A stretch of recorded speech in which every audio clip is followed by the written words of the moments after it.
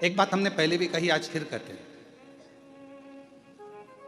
देवताओं के लोक में सबसे ज्यादा सुंदर लोक है पितृलोक।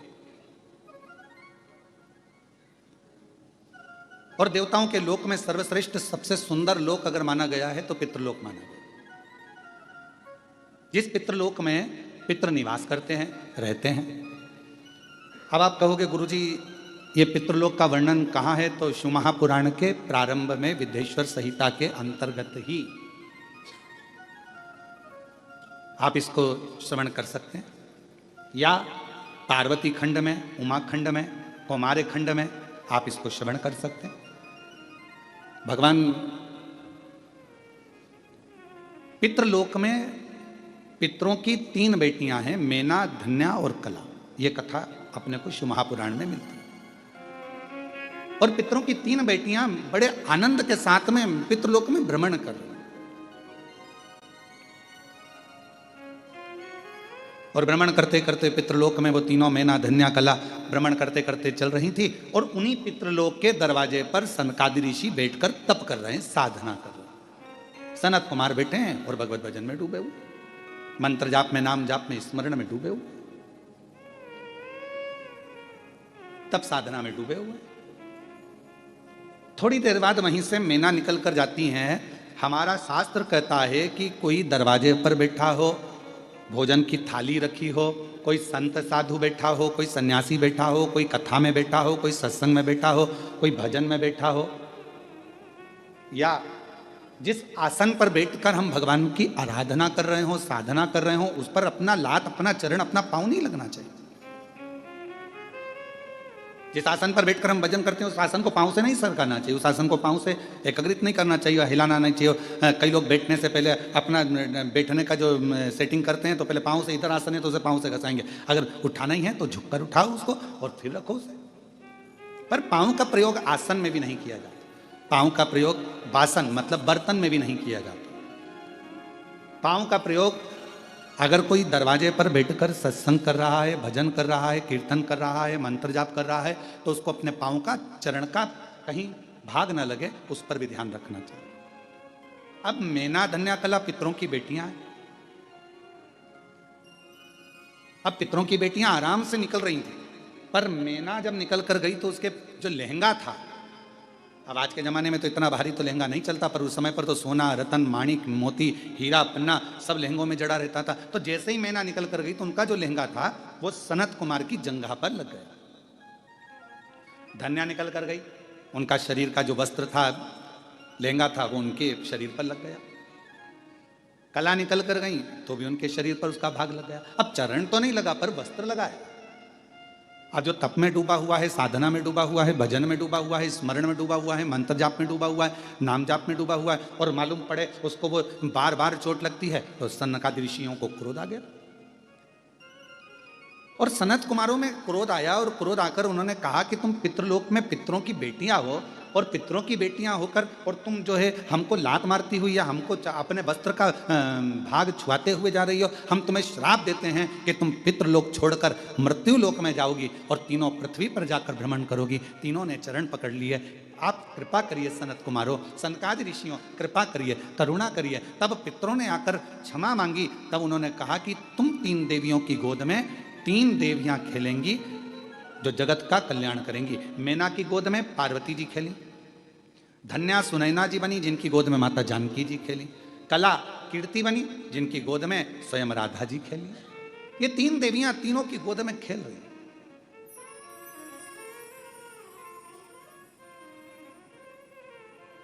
और पितृलोक का सुख छोड़कर मृत्यु लोक में आ गई।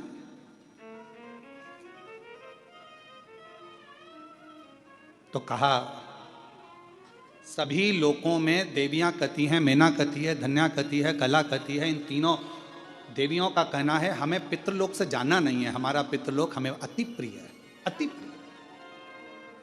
और ये सत्य है। भले आपका छोटा सा झोपड़ा हो ना, आप कितने भी अच्छे होटल में रह रहे हो, कितने भी अच्छे आप कॉटेज में रह रहे हो, खूब डेवलप का गद्दा है डनलप का, और खूब जोरदार पानी भी मिल रहा है, वेटर भी लगे हैं, भोजन भी मिल रहा है, और बढ़िया चाय भी मिल रही है, कॉफ़ी भी मिल रही है, उसके बाद भी 1 महीना 15 दिन 20 दिन आप रहोगे, रहने के बाद आपको एक ना एक दिन आपके घर की याद जरूर आएगी। भले वो टूटा हुआ झोपड़ा क्यों ना हो, चाहे उस घर में तुम्हारा साधारण सा रुई का गद्दा क्यों ना हो, चाहे उसमें चटाई क्यों ना बिछी हो, पर अपने घर की याद अपने को जरूर आती है। अब तुम लोगों को आए कि नहीं आए वो हमको नहीं मालूम, पर ये तो निश्चित है कि अपने घर की याद अपने को आती है।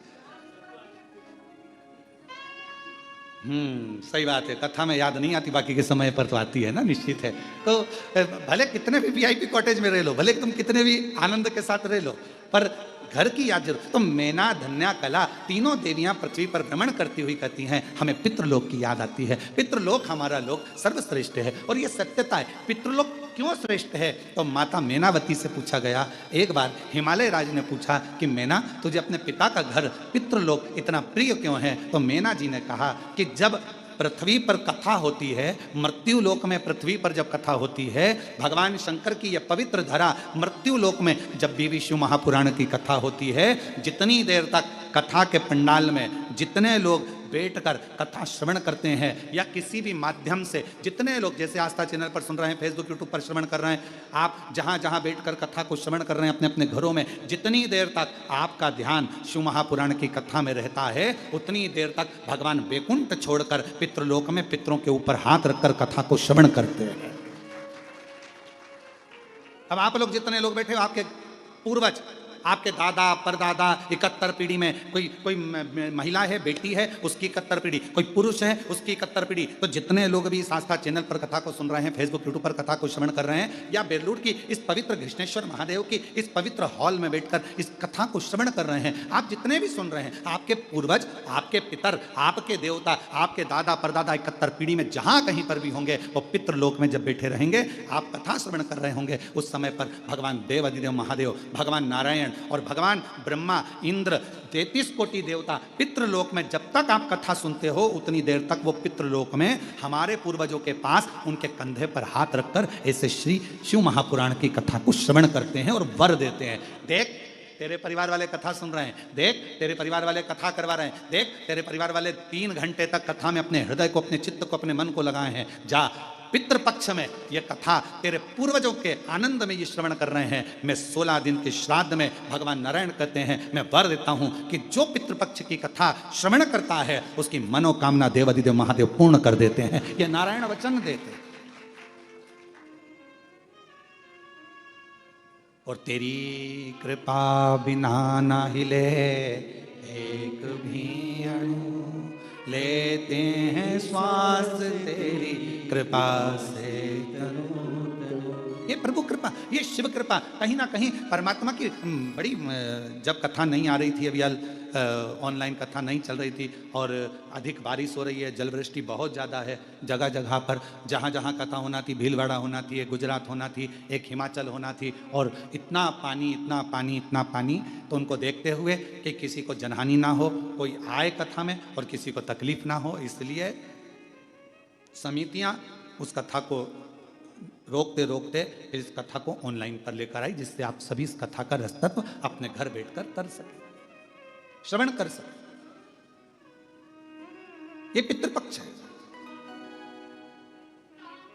16 दिन है राजा कर्ण के, जिसने अपनी जिंदगी में खूब दान दिया है। कहते हैं कर्ण जैसा दानी संसार में नहीं हुआ है। एक बार स्वयं अर्जुन ने कह दिया था कि राजा कर्ण को इतना दान, लोग दानवीर कहते हैं, दानवीर कर्ण कहते हैं, दानवीर कर्ण कहते हैं, मैं भी तो दान करता हूं, तो मेरा नाम भी तो दानवीर अर्जुन होना चाहिए, दानवीर युधिष्ठिर होना चाहिए, दानवीर भीम होना चाहिए।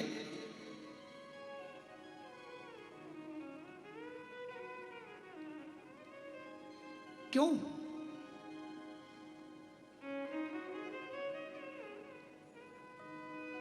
देखो, रोटी बनी, गाय को दे दी, एक दान ये हुआ। और दूसरा दान कौन सा है?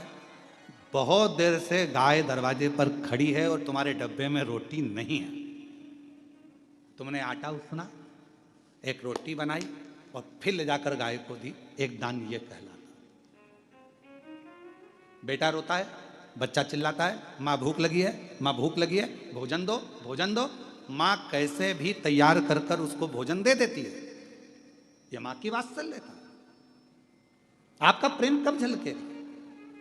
जैसे ये कथा यहाँ बेरुल में नहीं होती, ये कथा होना थी ऑनलाइन सीहोर से, कुबेरेश्वर बाबा के धाम से, पर हितेश लगे रहे, नहीं गुरुजी आप आओ, मैं व्यवस्था करता हूँ, मैं बेलुल जाता हूँ, मैं जाऊँगा और वहाँ कृष्णेश्वर महादेव में बाबा की कथा हो और बाबा इस कथा को पितृपक्ष में श्रवण करें, आप तो आओ, आप तो आओ। तो ये एक फॉर्मेलिटी पूरी करना एक अलग बात हो जाता है कि एक बार कह दिया, और एक वो हो जाता नहीं साहब आना तो पड़ेगा ही। हम तो बस यही कहते हैं कि शंकर जी के साथ में फॉर्मेलिटी पूरी मत करो। शंकर जी के मंदिर में जाकर एक लोटा जल चढ़ाकर फॉर्मेलिटी पूरी नहीं करना है। शंकर जी को जब जल चढ़ाओ और वापिस लौट कर आओ तो नंदी से कहकर आना, आज शाम को इंतजार करूंगी भोलेनाथ को लेके मेरे घर आ जाना। तो प्रबलता, तो प्रकरता। अब मालूम पड़े अपन तो केवल फॉर्मेलिटी अदा कर रहे हैं, मंदिर पहुंच गए और जाकर बाबा को जल चढ़ा दिया और बाबा जी से कह दिया बाबा मेरा दुखड़ा है काट देना, बाबा मेरी तकलीफ है काट देना। नहीं, थोड़ा बाबा के पीछे पकड़ना पड़ेगा, थोड़ा बाबा को कहना पड़ेगा, थोड़ा जोर से कहना पड़ेगा कि भोला सब दुख काटो मारा, ओ भोला सब दुख काटो। शिव शंकर जपूं तेरी माला, भोले बाबा जपूं तेरी माला, भोला सब दुख काटो, ओ भोला सब दुख काटो। थोड़ा जाकर विनय करना पड़ेगा, थोड़ा पकड़ना पड़ेगा बाबा को, हाला हजूर पकड़ना पड़ेगा। मैंने सुना है ब्रह्मलोक में तू नहीं रहता, मैंने सुना है वैकुंठ लोक में तू नहीं रहता, मैंने सुना है इंद्रलोक में तू नहीं रहता, मैंने सुना है गरुण वरुण लोक में तू नहीं रहता। मेरा शंकर तू तो पृथ्वी पर रहता है ना, मृत्यु लोक में रहता है ना। जब मृत्यु लोक में रहता है तो मेरा तो पड़ोसी हुआ ना। और वैसे भी छत्रपति संभाजी नगर वालों को तो कह देना चाहिए कृष्णेश्वर महादेव हमारे पड़ोसी हैं, हमारे पड़ोसी है। नासिक वालों को कर देना चाहिए हमारे पड़ोसी हैं त्र्यंबक बाबा। धूलिया वालों को कह देना चाहिए अरे क्या बात कर रहे हो कृष्णेश्वर महादेव, वो तो हमारे पड़ोसी हैं, हमारे पड़ोस में रहते हैं। अब पड़ोसी से रिश्तेदारी कैसी बनाना है तुम्हारे ऊपर निर्भर करता है। तुम अगर पड़ोसन को चाय वाय पिलाओगे अच्छी दमदारी से, उससे अच्छा प्रेम भाव रखोगे तो पड़ोसन भी तुम्हारी दुख की घड़ी में आके खड़ी हो जाएगी और कह देगी चिंता मत करो मैं खड़ी हूं ना, तुम तो तुम्हारी शादी ब्याह करो, बाकी का सब सामान मैं संभाल लूंगी। और पड़ोसन कहीं कहीं इतनी अच्छी होती है कि सब संभाल लेती है, तुम जाओ तुम पार्टी करो मैं सब संभाल लूंगी, सब संभाल लूंगी, सब संभाल लूंगी। और कहीं कहीं की पड़ोसन ऐसी होती है कि तुम जाओ पार्टी में मैं सब ले जाऊंगी। तो कहीं कहीं ऐसी भी हो सकती है कि ले जाए।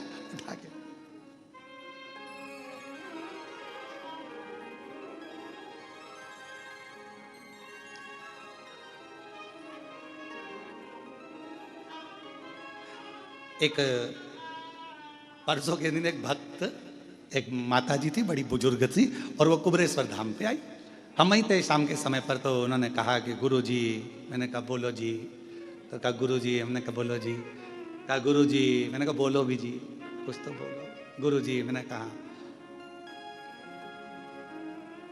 बड़ी दुखी हूँ, तो मैंने कहा हमसे मत क्यों, जो कुछ कहना है ये सामने जो कुबेर भंडारी बैठे हैं एक कंकर उठाओ हाथ में रखो, पूजन करो, पूजन कर कर उसको अपने दिल का हाल सुनाओ, वापिस रखो, आरती उतारो और बाबा से कहकर चले जाओ, बाबा स्वीकार कर लेगा। हमसे कहकर क्या कर लो,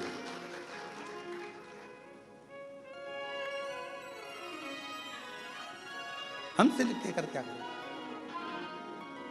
फिर थोड़ी देर बाद उसके मन में गुरु जी, मैंने कहा क्या हुआ जी, चप्पल कोई ले गया। हमने कहा बताओ, हमने कहा इसीलिए तुम्हारा मन पूजन में नहीं लग रहा, ध्यान तो वो पादुका में पड़ा हुआ है, चप्पल में पड़ा हुआ है, और तुम ध्यान लगाओ तो कैसे लगे।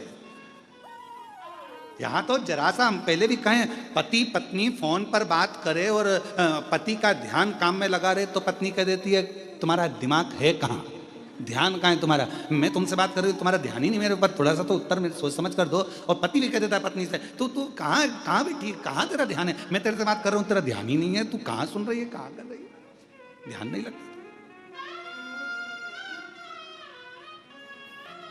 और मैंने तेरे ही भरोसे बाबा, तेरे ही भरोसे हवा बिच उड़ती जावांगी बाबा, डोर हथो छड़ी मैं कटी जावांगी भोले, मैं तेरी शंभू, मैं तेरी। तो हमारा और आपका ध्यान ये उसी में कहा गया जैसे एक स्टूडेंट उन बैठे थे बहुत सारे, एक टीचर ने एक स्टूडेंट को खड़ा करा, बेटा खड़े हो जाओ। जी सर बोलिए, केले के फायदे बताओ। तो उसने कहा सर केले का फायदा ये होता है कि उससे हड्डी मजबूत हो जाती है, और केले के छिलके का फायदा ये होता है कि उससे हड्डी वापस टूट जाती है। टीचर ने कहा बेटा नीचे बैठ जाओ।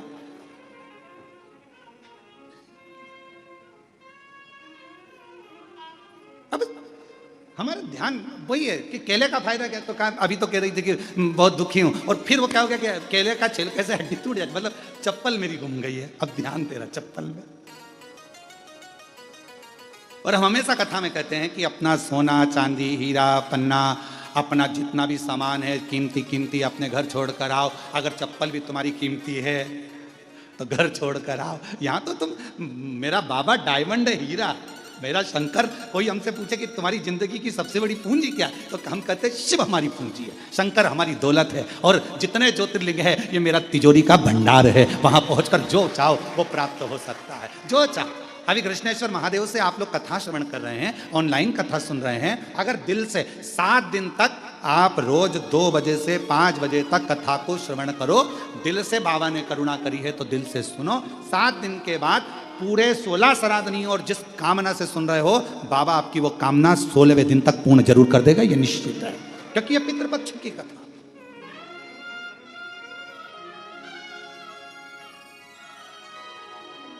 पितृपक्ष की कथा मतलब पितरों के भाव से, पितरों के कल्याण हेतु, पितरों के सुख हेतु भगवान शंकर के पुत्र स्वयं गणेश जी महाराज के नाना जी के सुंदर आनंद में ये कथा हो रही, क्योंकि माँ पार्वती के पुत्र गणेश और पार्वती के पिताजी हैं पितृ, तो गणेश जी के हो गए नाना नानी।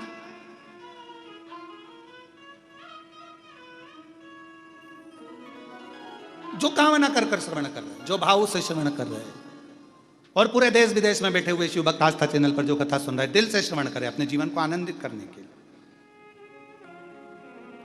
पितृलोक बड़ा सुंदर, और बड़ा सुंदर पितृलोक, उस पितृलोक का आनंद भी दूसरा। तो मन नहीं लग रहा हमारा, मन नहीं।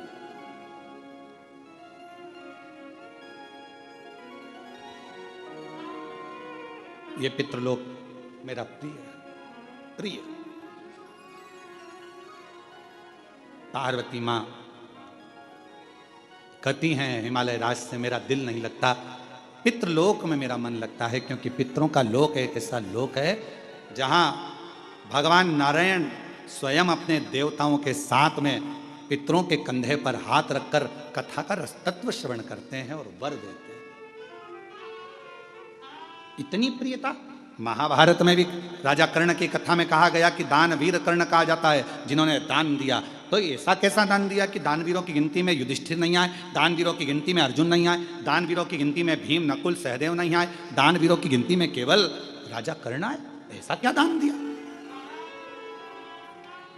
2 कथा है राजा कर्ण की और बड़ी विचित्र। एक, अर्जुन ने जब भगवान कृष्ण से कहा कि दानवीरों में मेरी गिनती क्यों नहीं है, तो भगवान ने कहा कि समय आएगा जब मैं बताऊंगा। एक दिन भगवान कृष्ण ने एक सोने का पर्वत खड़ा कर दिया,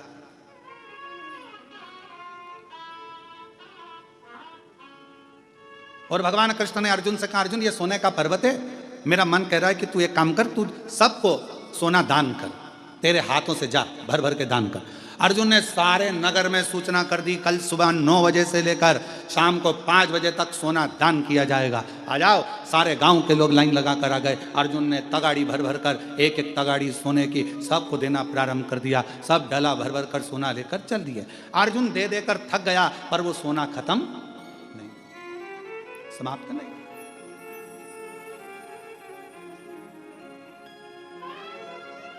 अर्जुन ने भगवान द्वारकानाथ से कहा कि प्रभु अब मेरा दान करते करते मैं तो थक गया, मैं सोना दान नहीं करूंगा। भगवान ने पूछा ठीक है, भगवान ने कर्ण को बुलाया, कर्ण ये सोने का पहाड़ है, दान करना है। कर्ण ने सूचना करवा दी सारे नगर में, कल सोना वितरण होगा, आ जाना और ले जाना। सारे के सारे आ गए, खड़े हो गए। कर्ण ने हाथ जोड़कर बोला, भैया तुम सबको जितना सोना चाहिए, ये पहाड़ है, तुम हो जिसको जितना चाहिए लेकर चले जाओ। अर्जुन ने कहा, प्रभु वो कर्ण दान कर रहा है, क्या कर रहा है? सबसे कह दिया जिसको जितना चाहिए उठाकर ले जाओ। कर्ण को बुलाया भगवान ने, अर्जुन के सामने पूछा, बेटा कर्ण ये बताओ कि कर्ण तुमने ये सोने का पहाड़, तो कहा प्रभु सोने का पहाड़ मेरा था ही नहीं, तो मैं क्यों टेंशन लूं कि कितना देना है, कितना देना है, मैं क्यों टेंशन लूं? जिसका पहाड़ जो जाने। और दान करने का आपने कहा, तो ये भक्त लेने वाले और आप देने वाले, तो बीच में मैं देने वाला कौन? जिसकी जितनी मर्जी हो भर के ले जाए, मेरा क्या है? अर्जुन स्तुप्त हो गया देखकर, स्तुप्त। कई लोगों की आदत रहती है, किसी के यहाँ सत्यनारायण जी की कथा में जाते हैं और अगर उनको प्रसाद का कटोरा दे दिया जाए कि लो प्रसाद बांटो, तो वो आधी आधी चम्मच बांटेंगे। अरे प्रसाद वाले का प्रसाद तेरा काम है देने का, अच्छा दिया जाए, तो तेरा क्या जाए? अरे तो सबको भी तो देना। आखिरी में सबको देने के चक्कर में इतना सारा प्रसाद बढ़ गया, तो घर का मालिक ही बोला पूरा ही बांट देते, काहे को इतना सारा बचा लिया? हम घर में गिने चुने 4 लोग तो हैं, अब 4 लोग में इतना सारा प्रसाद रह जाएगा, कौन खाएगा, क्या करेंगे? सब बांट दो।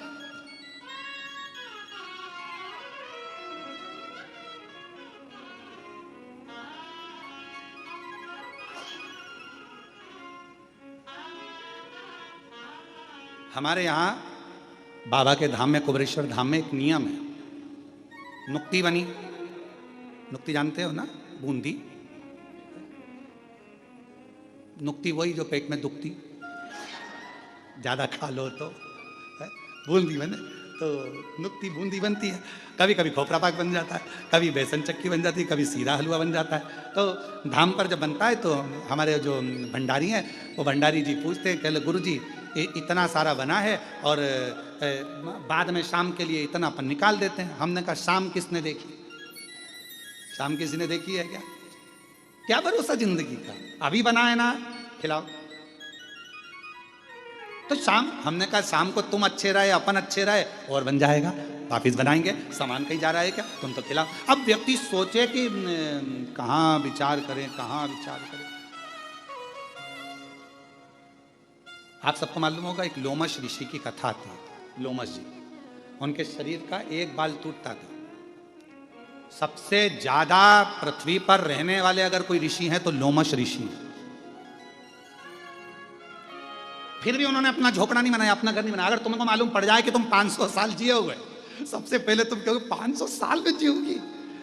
500 साल बनाओ, जरा जोरदार अच्छा महल बनाओ, जोरदार कालीन बिछाओ। 500 साल रहना है तो मकान तो अच्छा होना चाहिए ना, गाड़ी भी जोरदार होना चाहिए, बंगला जोरदार होना चाहिए। अब तुम सबको मालूम है कि 100 साल नहीं जी रहा आज का आदमी, 70-80 में कम निपट जाओ, कौन सा भरोसा है? पहले तो फिर भी सोचा जाता था कि 100 साल तक जिएगा। आज के जमाने में तो कोई भरोसा ही नहीं है कि कब निपट जाएगा। और आजकल तो नई बीमारी, वो अटैक ऐसा हो गया है, हार्ट अटैक, बेचारा कहीं का जिम कर रहा है तो ही आ जाता है, कहीं का खाना खा रहा है तो आ जाता है। अभी एक हमें कोई ने बताया था, आशीष ने, कि एक तमिलनाडु में एक पति पत्नी की शादी हुई और दोनों शादी करके घर के अंदर आए। पहली विदाई बहू की हो रही थी और पत्नी को अटैक आ गया। मालूम पड़ा, पति को सूचना मिली, पति को भी अटैक आ गया, दोनों ही निपट गए। श्वास रुक जाएगी चलते चलते, क्षमा बुझ जाएगी चलते चलते, दम निकल जाएगा रोशनी का, क्या भरोसा है इस जिंदगी का, क्या भरोसा है इस जिंदगी, इस जीवन का क्या भरोसा, इस जिंदगी का क्या भरोसा है? जरा विचार करिए।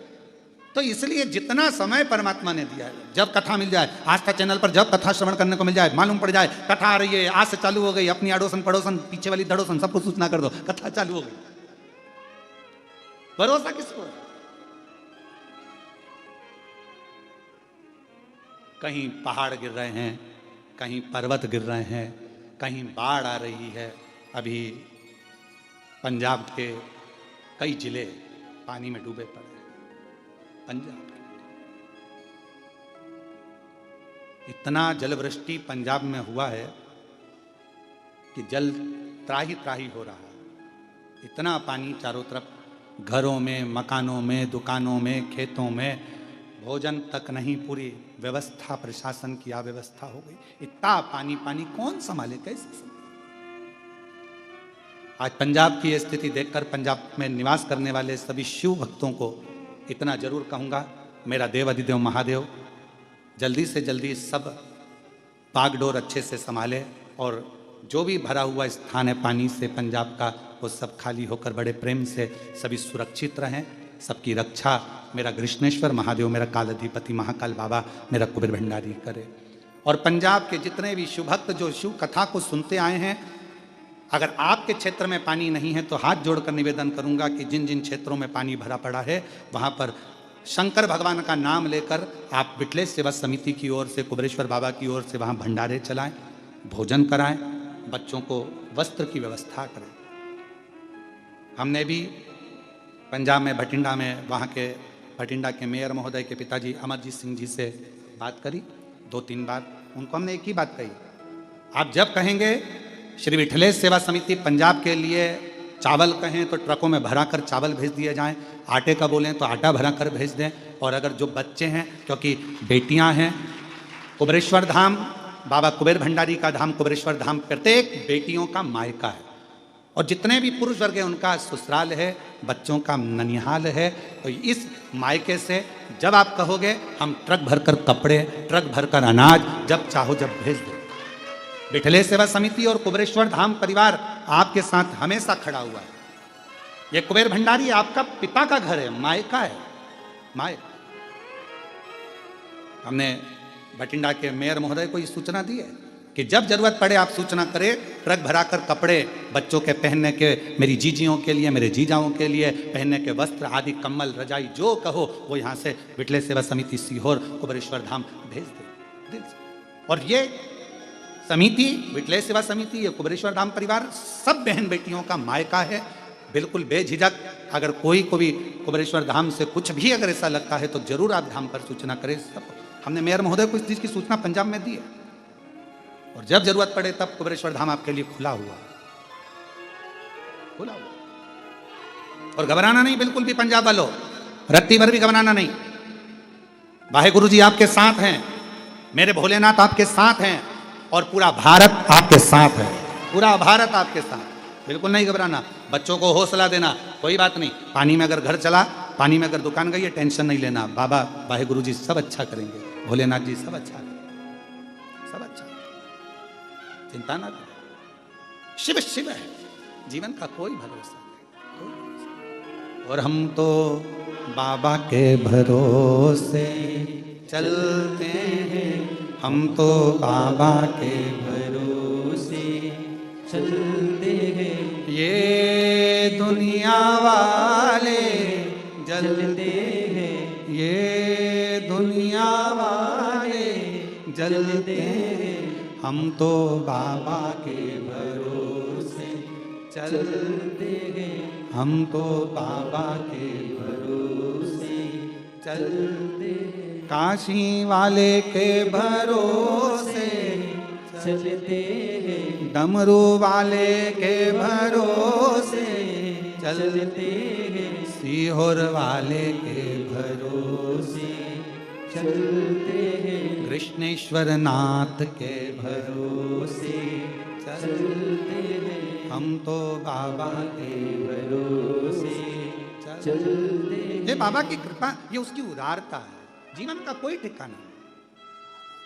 पहली कथा राजा कर्ण की कर रही है कि यह सोने का पहाड़ है, तुम लेने वाले वो देने वाला, मैं बीच में क्यों पढ़ूं कि एक तगाड़ी दूं कि 2 तगाड़ी दूं, जिसकी मर्जी होता ले जाओ।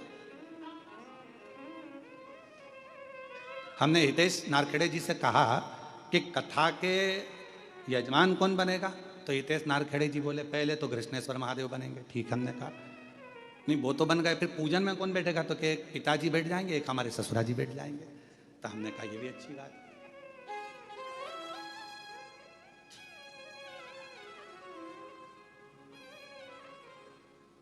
इससे बढ़कर सुख क्या?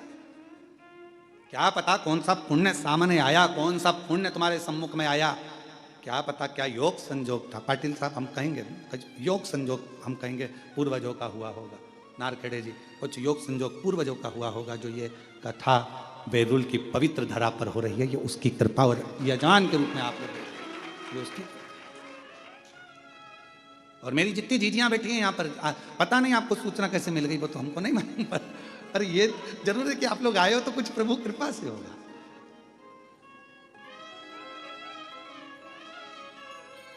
एक जीजी तो पहचान की है कलेक्टर महोदय के यहाँ से, मैं उनको भी बहुत बहुत साधुवाद देता हूँ कि प्रत्येक कथा में आप जब भी आसपास के क्षेत्र में कथा होती है, आपकी श्रद्धा और विश्वास कथा में पहुँचता है। मैं बहुत बहुत धन्यवाद देता हूँ आपको। शिव तत्व है, भगवान की अविरल कथा। और महाराज राजा कर्ण की दूसरी कथा कर रही है।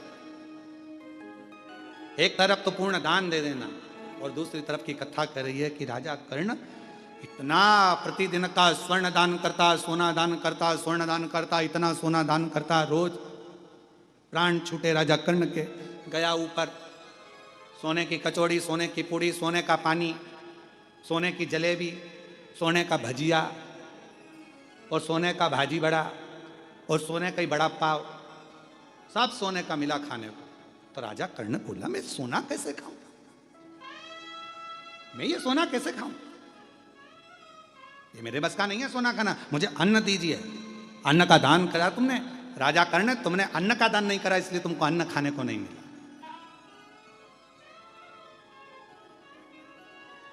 इसलिए शिव महापुराण की कथा कहती है, मौका मिले वस्त्र दान अपनी जगह पर है, स्वर्ण दान अपनी जगह पर है, मुद्रा दान अपनी जगह पर है, भूमि दान अपनी जगह पर है, पर शिव महापुराण की कथा कहती है अन्न दान सर्वश्रेष्ठ माना गया है। जो दिया वो प्राप्त, जो दिया वो प्राप्त।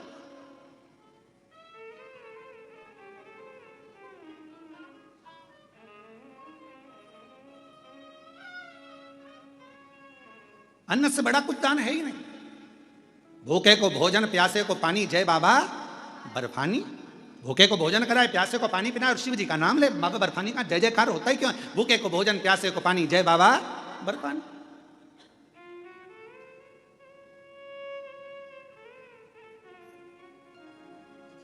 क्यों कुबेरेश्वर धाम पर अन्न का दान दिया जाता है? अन्न का दान, कुबेर का भंडार, कुबेरेश्वर धाम की रीत है। वहां जो आता है थोड़ा अन्न लेकर आता है, चावल ले आएगा, गेहूं ले आएगा। जो कुबेरेश्वर धाम पर आता है वो थोड़ा थोड़ा अन्न लेकर आता है। भले आधा किलो लाया, 1 किलो लाया, पर कुबेरेश्वर धाम में आया तो के अन्न का दान और कुबेर का भंडार वहां दिया और वहां लिया, घर पहुंचते पहुंचते प्राप्त हो जाता।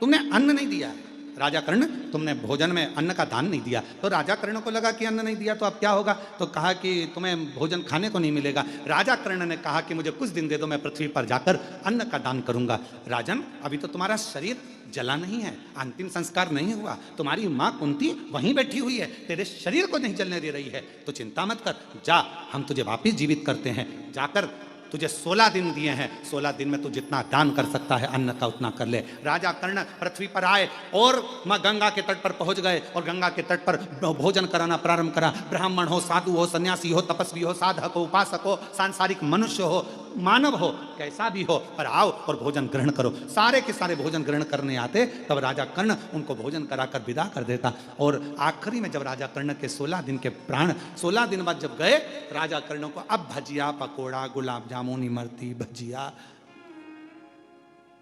नो गोल्ड, बिना गोल्ड के मिल रहा, अब मिल रहा, अब प्राप्त हो। महाराज बैठे पर्वत धुनी रमाए, बदन पड़ी मृग छाला है। बैठे पर्वत धुनी रमाए, बदन पड़ी मृगशाला है। कालों के माँ काल कालपति, जिनका रूप निराला है। कालों के कालपति, जिनका रूप निराला है। जिनके गले में विषधर काला, विषधर काला, भोलेनाथ डमरू वाला। बड़ा है दयालु भोलेनाथ डमरू वाला, बड़ा है दयालु भोलेनाथ डमरू वाला। ओ बड़ा है दयालु भोलेनाथ डमरू वाला, बड़ा है दयालु सब गाइए। नाथ डमरू वाला, हाँ, बड़ा है दयालु भोलेनाथ डमरू वाला, बड़ा है दयालु भोलेनाथ डमरू वाला।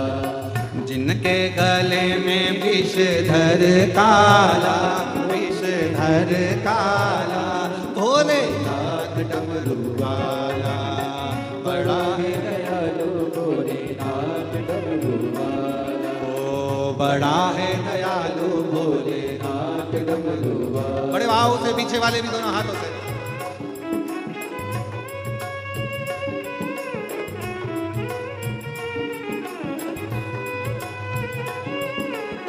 शंभो।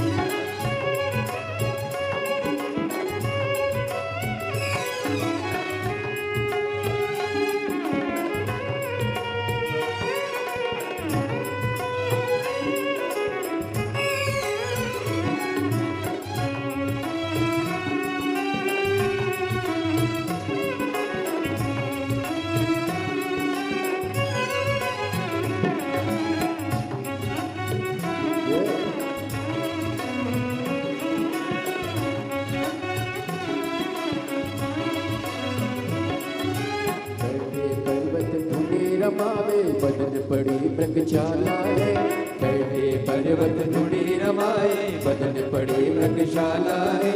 कालों के महाकाल सदाशिव जिनका रूप निराला है, कालों के महाकाल सदाशिव जिनका रूप निराला है। ओ गोदी में जिनकी गजानन लाला, नीलकंठ वाला, भोलेनाथ डमरू वाला, बड़ा है दयालु भोलेनाथ डमरू वाला।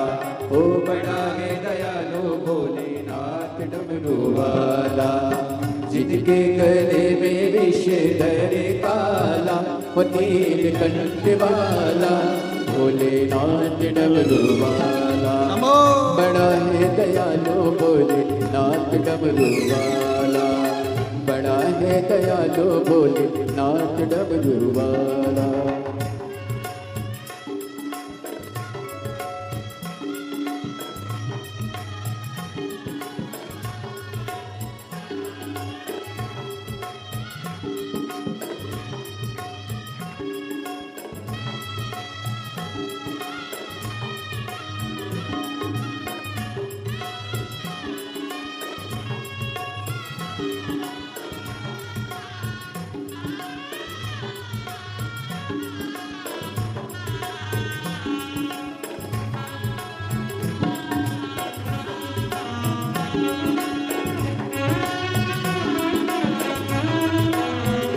शंभो। शीश चंद्रमा जटा में गंगा, बदन में भस्मी शोला है। शीश चंद्रमा जटा में ऊपर, बदन में भस्मी शोला है। तीन लोक में नीलकंठ सा देव न कोई दूजा है, तीन लोक में नीलकंठ सा देव न कोई दूजा है। ओ पी गए विष का प्याला, वो नीलकंठ वाला, भोलेनाथ डमरू वाला, बड़ा है दयालु भोलेनाथ डमरू वाला, बड़ा है दयालु भोलेनाथ डमरू वाला, जिनके गले में विषधर काला, वो नीलकंठ वाला, भोलेनाथ डमरू वाला, बड़ा है दयालु भोलेनाथ डमरू वाला, बड़ा है दयालु भोलेनाथ डमरू वाला।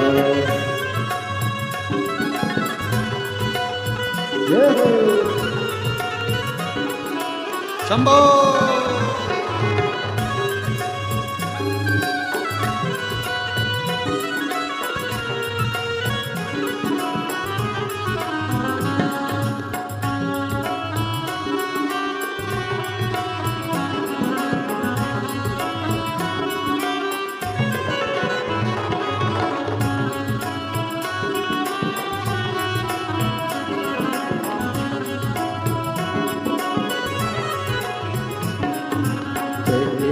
पर्वत धुनि रमावे, बदन बड़ी मृगशाला है। ओ बैठे पर्वत धुनि रमाए, बदन बड़ी मृगशाला है। कालों के महाकाल सदाशिव, जिनका रूप निराला है। ओ कालों के महाकाल सदाशिव, जिनका रूप निराला है। ओ गोदी में उनकी गजानंद लाला, नीलकंठ वाला, भोलेनाथ डमरू वाला। ओ बड़ा है दयालु भोलेनाथ डमरू वाला, बड़ा है दयालु भोलेनाथ डमरू वाला, बड़ा है दयालु भोलेनाथ डमरू वाला, बड़ा है दयालु भोलेनाथ डमरू वाला, बड़ा है दयालु भोलेनाथ डमरू वाला, बड़ा है दयालु भोलेनाथ डमरू वाला, बड़ा है दयालु भोलेनाथ डमरू वाला, बड़ा है दयालु भोलेनाथ डमरू वाला, बड़ा है दयालु भोलेनाथ डमरू वाला, बड़ा है दयालु भोलेनाथ डमरू वाला, बड़ा है दयालु भोलेनाथ डमरू वाला। अपने स्थान पर बैठकर भगवान देवाधिदेव महादेव से अपने मन की बात कहें, दिल से प्रार्थना करें, विनय करें, निवेदन करें, विनती करें। जो टीवियों के सामने बैठकर आस्था चैनल पर कथा श्रवण कर रहे हैं, वह वहां बैठकर, जो पंडाल में बैठकर कथा सुन रहे हैं, वो पंडाल में बैठकर दिल से बाबा को प्रार्थना करें, विनय करें, निवेदन करें। भाव से अपने मन का दिल से बाबा को चरण स्पर्श करते हुए आनंद के साथ विनय करें।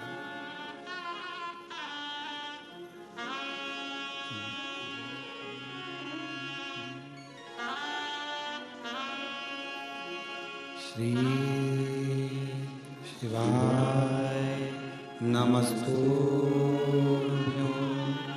श्री शिवाय नमस्तुभ्यं, श्री शिवाय नमस्तुभ्यं, श्री शिवाय नमस्तुभ्यं, श्री शिवाय नमस्तुभ्यं।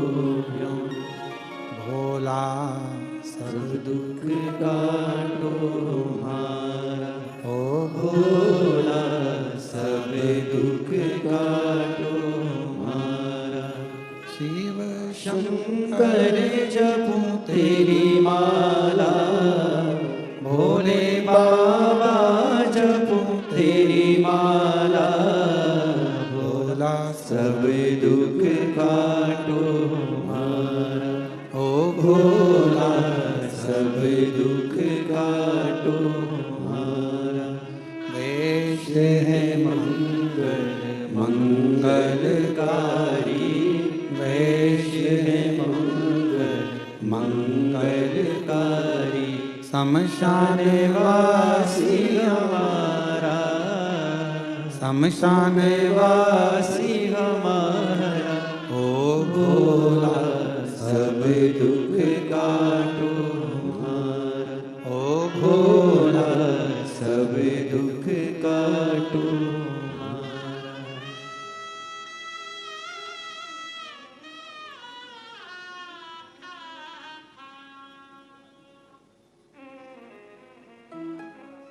बाबा देवाधिदेव महादेव, भगवान शिव, ओगढ़दानी, त्रिकालदर्शी, कैलाशी, अविनाशी, भगवान शंकर की पवित्र कथा शिव महापुराण वर्णन कर रही है। शिव तत्व कह रहा है, भगवान शंकर की कथा कह रही है। भगवान देवाधिदेव महादेव का पवित्र चरित्र वर्णन कर रहा है। कर्ण के 16 दिन 16 श्राद्ध के रूप में आज भी गिने जाते हैं। पितृपक्ष के अंतर्गत अगर पितरों की प्रसन्नता का ध्यान रखा जाता है तो उसमें सबसे मूल होता है गाय का गोबर की अलोनी जो बनाते हो, कंडा गोबरी, और उस गोबरी में उस कंडे पर जलाने के बाद उसमें घी और गुड़ या शक्कर मिलाकर उसकी धूप देना, ये बड़ा मूल। क्यों महाराज? शिव महापुराण की कथा कहती है अन्न 5 रात्रि तक हमारे शरीर के अंदर रहता है।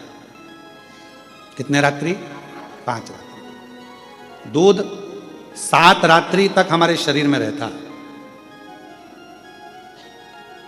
और दही 20 रात्रि तक हमारे शरीर में रहता है। केवल एक घी गौ माता का ऐसा होता है जो 1 महीने तक हमारे शरीर में रहता है। इसलिए सनातन हिंदू धर्म में, हमारे सनातन धर्म के अंतर्गत श्राद्ध पक्ष में 16 दिन गाय का गोबर का जो कंडा होता है, गोबरी, उस कंडे को जलाकर उसके अंदर घी और गुड़ का धूप दिया जाता है और वो धूप हमारे पितरों की तृप्ति का केंद्र बनता है। तृप्ति का। कई लोग कहते हैं गुरुजी ये धूप देना जरूरी होता है क्या? पितरों के लिए क्या कंडा जलाकर, गोबरी जलाकर उसमें घी शक्कर या घी गुड़ छोड़ना जरूरी होता है? जरूरी है। हम तो हमेशा कहेंगे, चाहे तुम बड़े मल्टी में रह रहे हो, मॉल में रह रहे हो, तुम्हारा मन जहां तुम वीआईपी में रह रहे हो, तो भी प्रयास करा करो कि 16 दिन में 1 दिन आप धूप जरूर दें। बहुत जरूरी। इसकी कहीं कथा का वर्णन आता है? क्यों नहीं आता? अगर हम उठाकर देखें हमारे शास्त्रों को, हमारे पुराणों को, तो आप स्मरण करेंगे कपिल मुनि जी के आश्रम में 60,000 राख के ढेर बने सूर्य वंश के पुत्र। महाराज, राजा सगर की 2 धर्म पत्नियां थी। पहले नंबर पर केशनी, दूसरे नंबर पर सुमति। और राजा सगर की 2 धर्म पत्नियां हैं। उसमें से राजा सगर की पहली पत्नी केशनी से 60,000 बेटों ने जन्म लिया।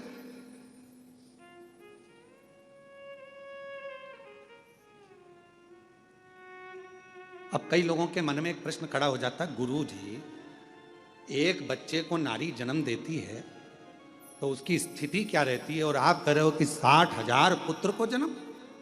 तो मेरी जीजियों, मेरी बहुओं, बेटियों, मेरी माताओं, मेरी बहनों, एक बात का स्मरण रखना कि पूर्व में संतान प्राप्ति के लिए बहुत सारे व्रत होते थे और उन व्रतों में तब साधना का जब बल बढ़ता था तो गर्भ का कष्ट नहीं होता था और मां अपने बच्चों को जन्म दे देती थी उस तप बल के कारण। आज भी आप लोग देखिए विदेशों में क्या होता है। विदेशों में 2 तरह के हॉस्पिटल बने हुए। एक जगह पर लिखा हुआ है यहाँ नॉर्मल डिलीवरी होती है, जापा होता, और एक जगह पर लिखा था यहाँ ऑपरेशन से बच्चे होते हैं। अब जो भारत से गया हुआ एक व्यक्ति था, संत था, उसने जाकर पूछा भैया कि यहाँ ऑपरेशन से बच्चे होते हैं, यहाँ की फीस कितनी है? तो कहा यहाँ पर फीस लगती है मात्र 60,000 रुपये, 50,000 60,000 रुपये फीस। अब जो नॉर्मल डिलीवरी होती है वहां गए तो उनसे पूछा भैया यहाँ तुमने लिखा कि नॉर्मल डिलीवरी होती है, नॉर्मल जापा होता है, यहाँ कितना पैसा लगता है? तो कहा 3.5 लाख रुपए लगता है।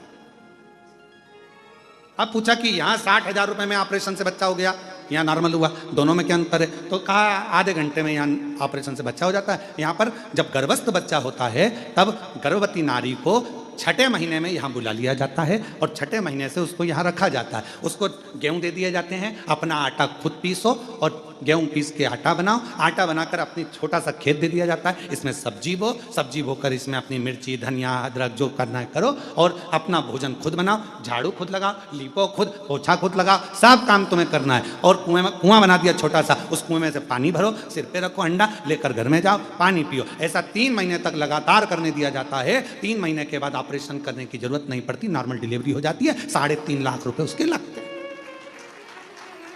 अब हमारे यहाँ तो सास वन बेचारी कह दे कि काम कर ले, जापे के समय पर सास कह दे, माँ कह दे बेटा थोड़ा काम कर ले, अभी जापे का समय। तो मम्मी डॉक्टर ने कहा बेड रेस्ट, मम्मी डॉक्टर बोला बेड रेस्ट, तो डॉक्टर बोला बेड रेस्ट, तो बढ़िया पलंग पर और हाथ में मोबाइल और आवाज लगा चाय लाना।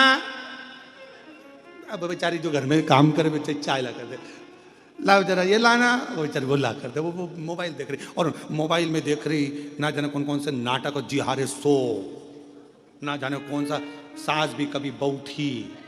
अब मालूम पड़े पूरे नाटक में, पूरे इतने नाटक चले, सब में जितने मिले सब रोते ही मिले। तो औलाद ऐसी पैदा हुई कि उसको जमीन पे छोड़ो तो पे करे और गोदी में बिठाओ तो चुप रहे।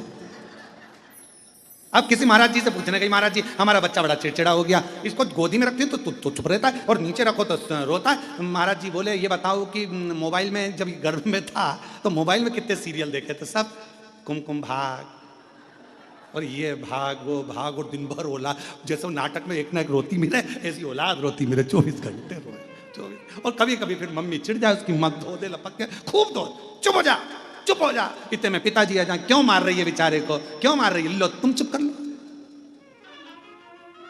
अब बोले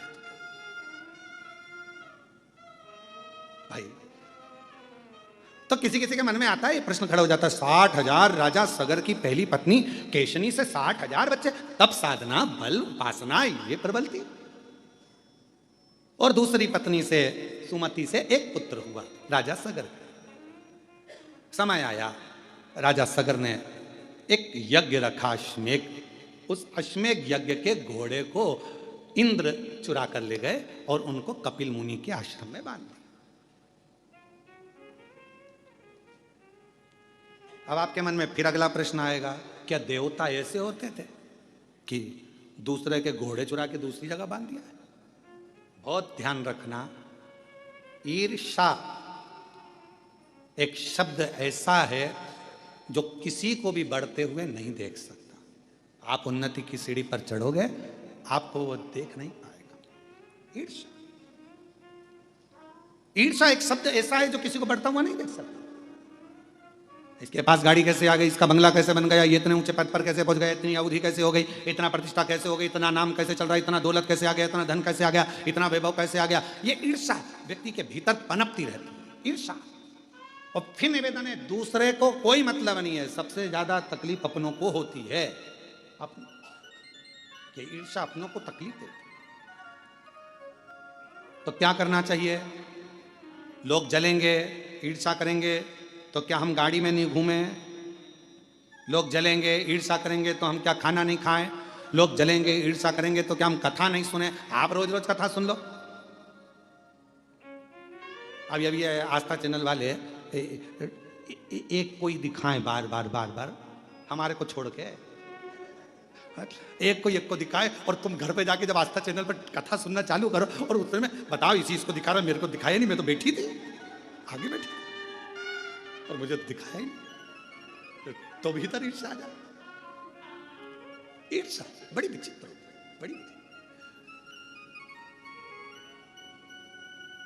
और कभी ऐसा होता है, पूछना है ना, आस्था वाले बच्चे लोग यहाँ सेवा करते हैं ना, इनसे पूछना कि अरे कहीं कहीं झगड़ा हो जाता होता है। कभी ऐसे श्रोता आते हैं कि वो कहते हैं तुम तो महाराज जी महाराज को दिखा रहे हो, हमको तो दिखाया ही नहीं। कई बार ऐसा भी हो जाता है। अब ईर्ष्या, इंद्र ने घोड़ा लिया अश्वमेघ यज्ञ का, उसको कपिल मुनि के आश्रम में बांध दिया। कपिल मुनि के आश्रम में बांधा तो राजा सगर जी ने अपने 60,000 बेटों से कहा कि बेटा जाओ, अश्वमेघ यज्ञ का घोड़ा पकड़ लिया है, जरा जाकर देखो और उसको छुड़ा कर लाओ। 60,000 पुत्र राजा सगर के चले और राजा सगर के पुत्रों ने सब जगह पर अश्वमेघ यज्ञ के घोड़े को ढूंढना प्रारंभ किया। बहुत सावधानी से सुनिएगा, यह कथा पितृपक्ष की है और शिव महापुराण की यह पितृपक्ष की यह कथा जीवन का आनंद देने वाली। बहुत सावधानी से सुनिएगा कि गाय के गोबर का कंडा पर, गोबरी पर घी गुड़ छोड़ने का लाभ क्या है, जरा ध्यान से सुनना इस कथा को, बड़ी विशेष कथा है और प्रत्येक व्यक्ति को पितृपक्ष में सुनना चाहिए इस कथा को। हम तो कहेंगे प्रत्येक व्यक्ति। अश्वमेघ यज्ञ के अश्व को ढूंढने के लिए चले। अब जगह जगह ढूंढते रहे पर मिला नहीं। आखिरी में कहीं सूचना मिली कि कपिल मुनि के आश्रम में 60,000 जो पुत्र थे वो पहुंच गए और यह मालूम पड़ा कि कपिल मुनि के आश्रम में वो अश्वमेघ यज्ञ का अश्व बंधा हुआ है। इन्होंने जाकर क्या देखा कि कपिल मुनि तो तप कर रहे हैं, साधना कर रहे हैं, उपासना कर रहे हैं। कई बार नारखेड़े जी ऑनलाइन कथा आती है ना, तो कई बार लोग सोचते हैं कि ऑनलाइन कथा चल रही है तो फ़ोन लगाते हैं कि हम महाराज जी से मिल सकते हैं, तो उनको कहना पड़ता भैया महाराज जी सियोर नहीं है, तो ऑनलाइन तो चल रही है, तो ऑनलाइन चल रही है, ऐसा जरूरी थोड़ी ना कि सियोर से ही होगी।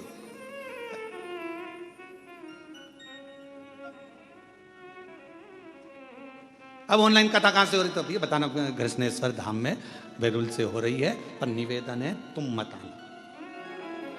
निवेदन तुम अपने अपने घर से सुनना।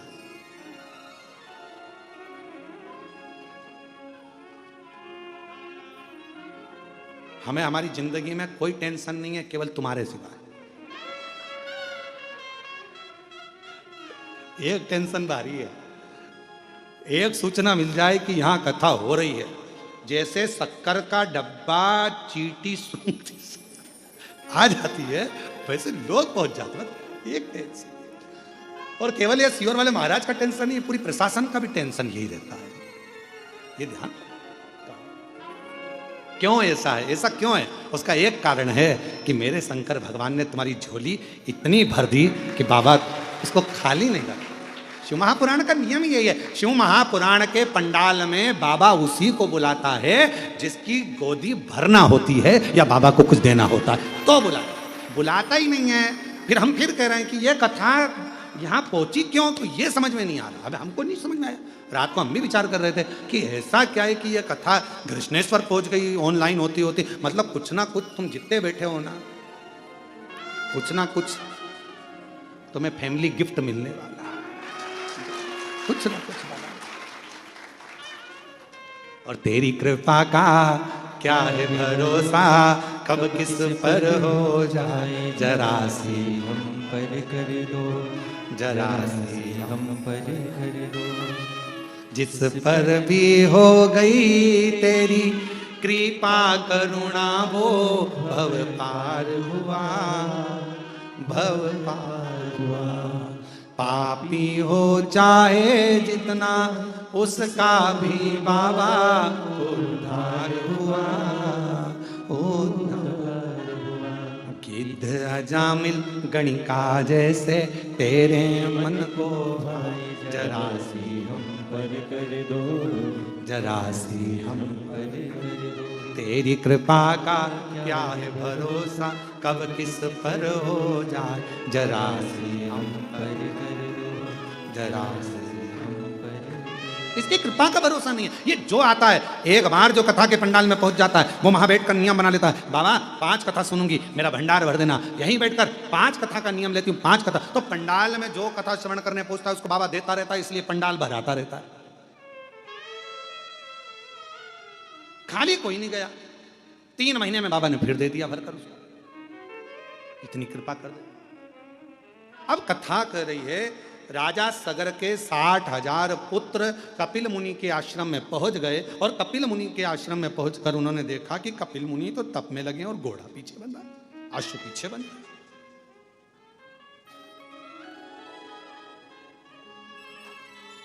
अश्व पीछे। कई बार ऐसा होता है, कोई तप करने बैठता है, आंख बंद करके भजन करने बैठता है, तो ऐसा लगता है कि तो बेवकूफ बना रहा। नेत्र बंद है, साधना में डूबा हुआ है, भजन में डूबा हुआ है, स्मरण में डूबा हुआ है। नहीं भाई, वो कहीं ना कहीं उसको भक्ति खींच ली है, शिव की भक्ति ने उसको पकड़ लिया, शंकर की भक्ति, शिव भक्ति। थोड़ा भजन हमारे जीवन में सुख दे सकता है, थोड़ा भजन। जरूरी नहीं कि कोई 4 घंटे बैठकर भजन करे तो हमें 4 घंटे बैठकर भजन करना है, कोई 8 घंटे भजन करे तो हमें 8 घंटे भजन करना है। एक बड़ा सुंदर चरित्र है, जापान में एक साबुन की फैक्ट्री खुली। साबुन की फैक्ट्री खुली तो उसमें उन्होंने साबुन बनाए तो साबुन बनाते बनाते कई साल निकल गए, और सालों निकलने के बाद में साबुन की फैक्ट्री में से कोई एक साबुन ऐसा था जिसमें साबुन ही नहीं अंदर था, और खोखा खोखा चले गया। मार्केट में वो खोखा बिक गया, ग्राहक ने खरीद लिया, खरीदा तो उसमें साबुन नहीं था, ग्राहक ने केस लगा दिया, हमने साबुन खरीदा और इसमें साबुन नहीं निकला। केस लगा तो 60 लाख रुपए उसको जुर्माने के देना पड़े साबुन फैक्ट्री वाले। कितने रुपए दिए हैं? 60 लाख। 60 लाख रुपए जब जुर्माने के दिए उसको साबुन फैक्ट्री वाले को, 6 लाख रुपए जब जुर्माने के दिए साबुन फैक्ट्री वाले ने उस साबुन वाले को, तो साबुन फैक्ट्री के मालिक को लगा कि ऐसे तो अपने को दिवाला लग जाएगा, एक आध भी साबुन गड़बड़ हुआ तो हर बार केस लगेगा, करें क्या? तो इतने में उसने सोचा कि एक काम करता हूँ, एक एक्सरे मशीन लेके आता हूँ। साबुन का एक्सरे करेगी। कोई ऐसी मशीन लाओ जिससे वो एक्सरे में मालूम पड़ जाए कि साबुन भरा है कि खाली है। उसने एक्सरे मशीन बुलवाई, 3,82,00,000 रुपए की एक्सरे मशीन उस समय पर जापान में उन्होंने लगाई। अब वो एक्सरे मशीन से साबुन देखे जाते और फिर निकाले जाते। अब यही उत्तर प्रदेश में हो गया, एक साबुन फैक्ट्री में उनका भी साबुन खाली निकल गया।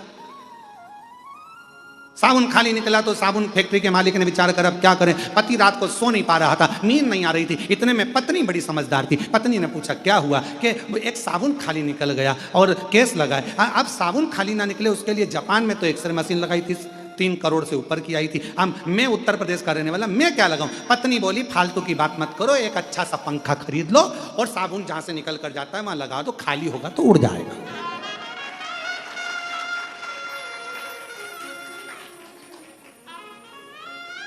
कोई जरूरी है कि कोई 5 घंटा तब करेगा तो अपन 5 घंटा करें? कोई जरूरी है वो एक्सरे की मशीन लगाए तो अपन तो पंखे से काम चला लो ना। पंखा लगा दो, लिफाफा यहां से जाएगा, भरा होगा तो निकल जाएगा, खाली होगा तो उड़ के उधर चले जाएगा, उसमें क्या टेंशन। अब कोई कहे कि वो 5 घंटे भजन करता है तो मुझे 5 घंटा करना पड़ेगा, वो 7 घंटे भजन करे तो मुझे 7 घंटा करना पड़ेगा, वो 10 घंटा भजन करे तो ना बाबा, हम भोलेनाथ के, भोलेनाथ हमारे, और हम जितना भजन करें वो दिल से भले एक बार जपो और श्री शिवाय नमस्तुभ्यं, श्री शिवाय नमस्तुभ्यं, श्री शिवाय नमस्तुभ्यं, श्री शिवाय नमस्तुभ्यं, श्री शिवाय नमस्तुभ्यं, श्री शिवाय नमस्तुभ्यं। एक बार जपो, पर भाव जरूरी नहीं है कि अपन को 3 करोड़ खर्च करे तो अपन 3 करोड़ करो, वो 5 करोड़ खर्च करे तो अपन 5 करोड़ करो, जरूरी नहीं है। देखा देखी में काम बिगड़ जाता है। एक बार एक एग्जाम में लिखने को आ गया, बच्चे एक के पीछे एक बैठे थे, लिखने को आया कि दिल्ली की सबसे बड़ी मीनार का नाम लिखो। आगे वाले ने लिख दिया दिल्ली में कुतुब मीनार है, पीछे वाले ने आगे वाले का देखकर लिख दिया दिल्ली में कुतिया बीमार है। काम बिगड़ गया। देखा देखी में काम बिगड़ जाता है। देखा देखी मत करो, वो 8 घंटा भजन करे तो हम 8 घंटा करें, वो 5 घंटा भजन करे तो हम ना, हम तो बाबा के भरोसे चलते हैं, हम तो बाबा के भरोसे चलते हैं, ये दुनिया वाले चलते हैं, ये दुनिया वाले चलते हैं, हम तो बाबा के भरोसे चलते तो हैं। जरूरी नहीं कि कोई 5 घंटा भजन करे, अपन 5 घंटा करो, कोई 7 घंटा भजन करे तो अपन 7 घंटा करो, अपने से जितना। कपिल मुनि बैठे थे, तप कर रहे थे, साधना कर रहे थे, और कपिल मुनि तब साधना कर रहे हैं और 60,000 पुत्रों ने जाकर देखा कि ये तो आंख बंद करके बैठा हुआ है। घोड़ा हमारा चुरा के लाया, अश्व हमारा लाया और तप करने बैठा, तो लगा ये तो ढोंग कर रहा, पर घोड़ा उसने नहीं चुराया।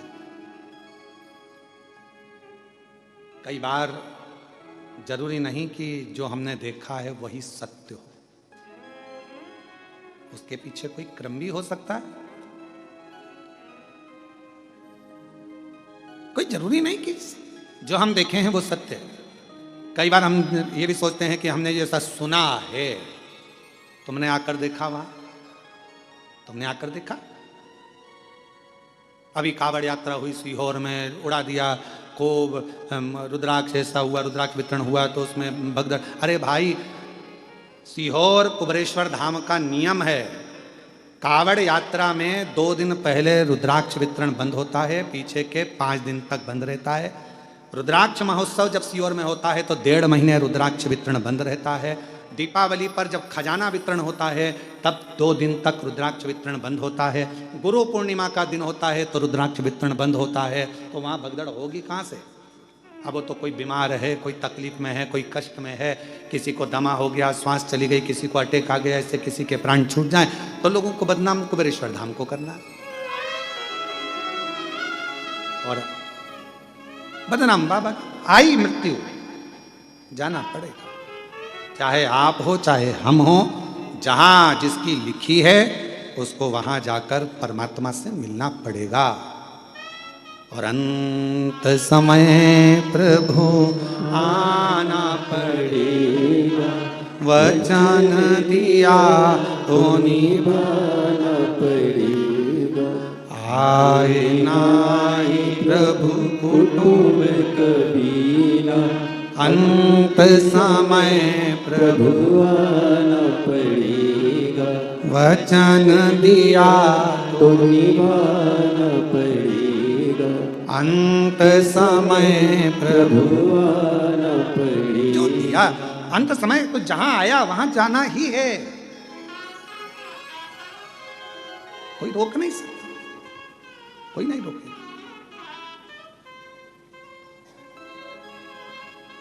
शिव कथा कर रही है, लग रहा है कि कपिल मुनि, अब तुमने देखा क्या 60,000 उन पुत्रों ने क्या देखा कि घोड़ा इन्हीं क्या बंधा है और ये आंख बंद करके बैठे। इनको तो मालूम नहीं कि इंद्रदेव ने चुराया और यहां लाकर बांध दिया, इनको तो ये मालूम ही नहीं है। इन्होंने तो जो देखा उसी को सत्य मान लिया। आपने जो अखबार में पढ़ा उसको लोग सत्य मान लेते हैं, जो सोशल मीडिया पे देखा उसको सत्य मान लेते हैं। उसको समझो तो, जाओ तो, देखो तो कि सत्य क्या है। आज का जमाने में सत्य को तो बहुत नीचे दबा दिया जाता है और असत्य को प्रकट कर दिया जाता है। आज के जमाने में सत्य को कौन दिखा रहा है?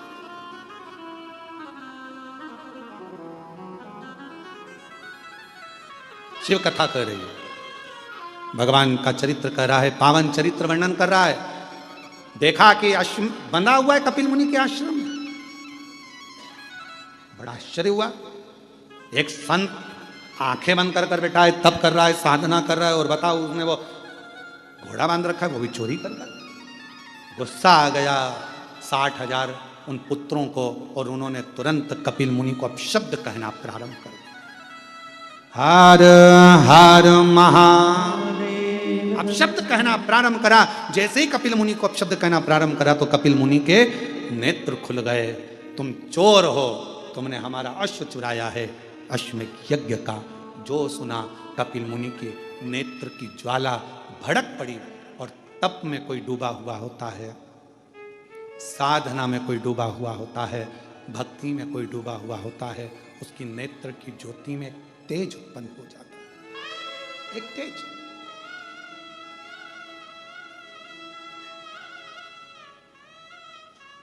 एक तीव्रता आ जाती है।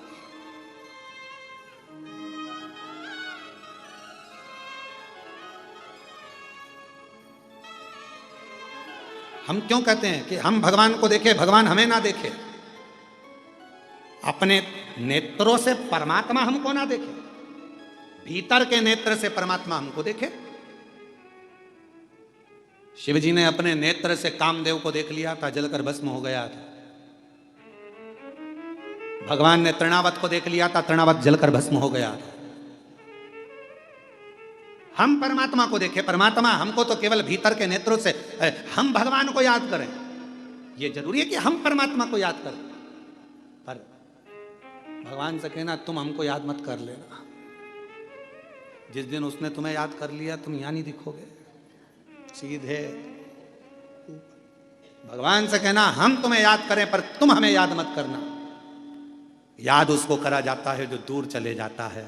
मेरे शिव, आप तो अपने हृदय में हमको बिठा कर रखना, हमें याद मत करना। हम तेरे पुत्र हैं, हम तेरी संतान हैं, हम तेरी औलाद हैं। अपने हृदय में, अपने दिल में। आज हम कृष्णेश्वर बाबा के दर्शन करने गए, और जब कृष्णेश्वर बाबा के दर्शन करने के लिए कृष्णेश्वर बाबा के मंदिर में पहुंचे हैं तो बाबा से जाकर हमने एक ही बात कही, हाथ जोड़कर उनसे स्पर्श करते हुए कहा, बाबा बड़ी करुणा करी आपने। ये कथा आपकी गोद में हो रही है, बिरुल में हो रही है। कृष्णेश्वर बाबा, इस कथा को मैं किसी को सुनाने नहीं आया हूं, केवल आपको सुनाने आया हूं। मेरे बाबा, आप इस कथा को श्रवण करने जरूर आना, जरूर।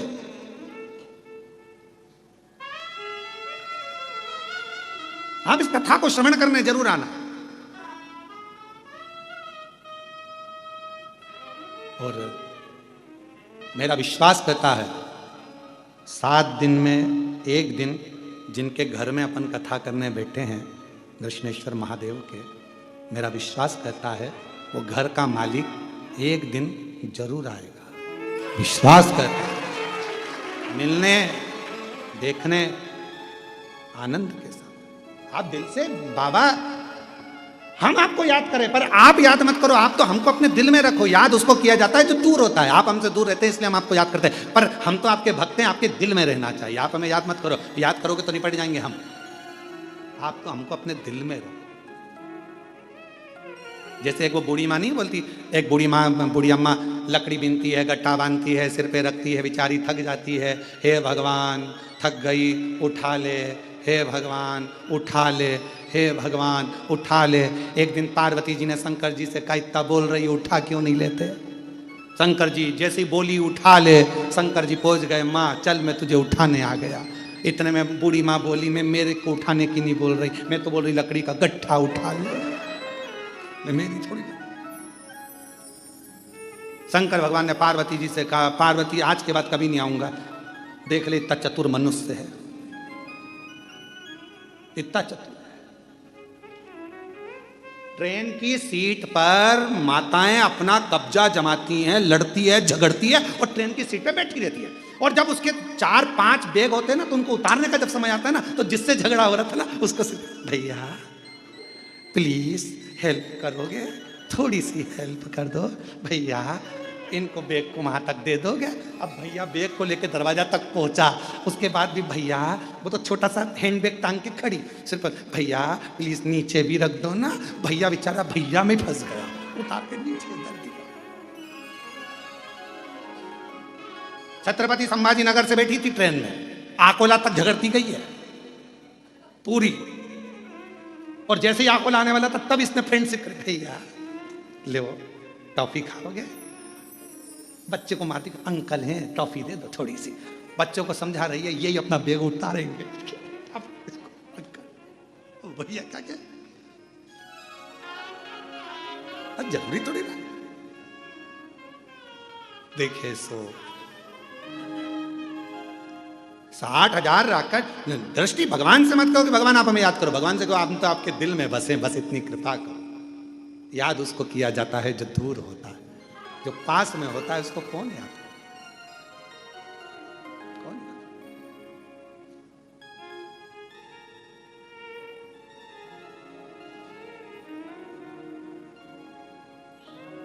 अब क्रोध आया कपिल मुनि को, 60,000 राख के ढेर बन गए। जब 60,000 राख के ढेर बने, सब जलकर भस्म हो गए। कौन राजा सगर को बताए कि तुम्हारे पुत्र जल गए हैं, भस्म हो गए हैं, राख के ढेर बन गए हैं कपिल मुनि के आश्रम में? कौन बताने जाए? कोई नहीं गए। सब जल गए तो बताए कौन? अब राजा सगर की पहली पत्नी के पूरे बेटे मर गए, भस्म हो गए। राजा सगर की दूसरी पत्नी सुमति का एक बेटा था। राजा सगर ने उस दिलीप को भेज दिया, जा तुम्हारे भाई भी लौट कर नहीं आए, ना जाने कहां चले गए, जाकर पता करो। अश्वमेध यज्ञ का अश्व कहां है, तुम्हारे भाई ढूंढने गए हैं, देखो जाकर पता करो, जाओ जल्दी से जरा मालूम कर आओ। पितृपक्ष की देव पितृ श्री शिव महापुराण बेल्लूर से जो चल रही आस्था चैनल पर लाइव ऑनलाइन, उस कथा का मूल बिंदु समझना।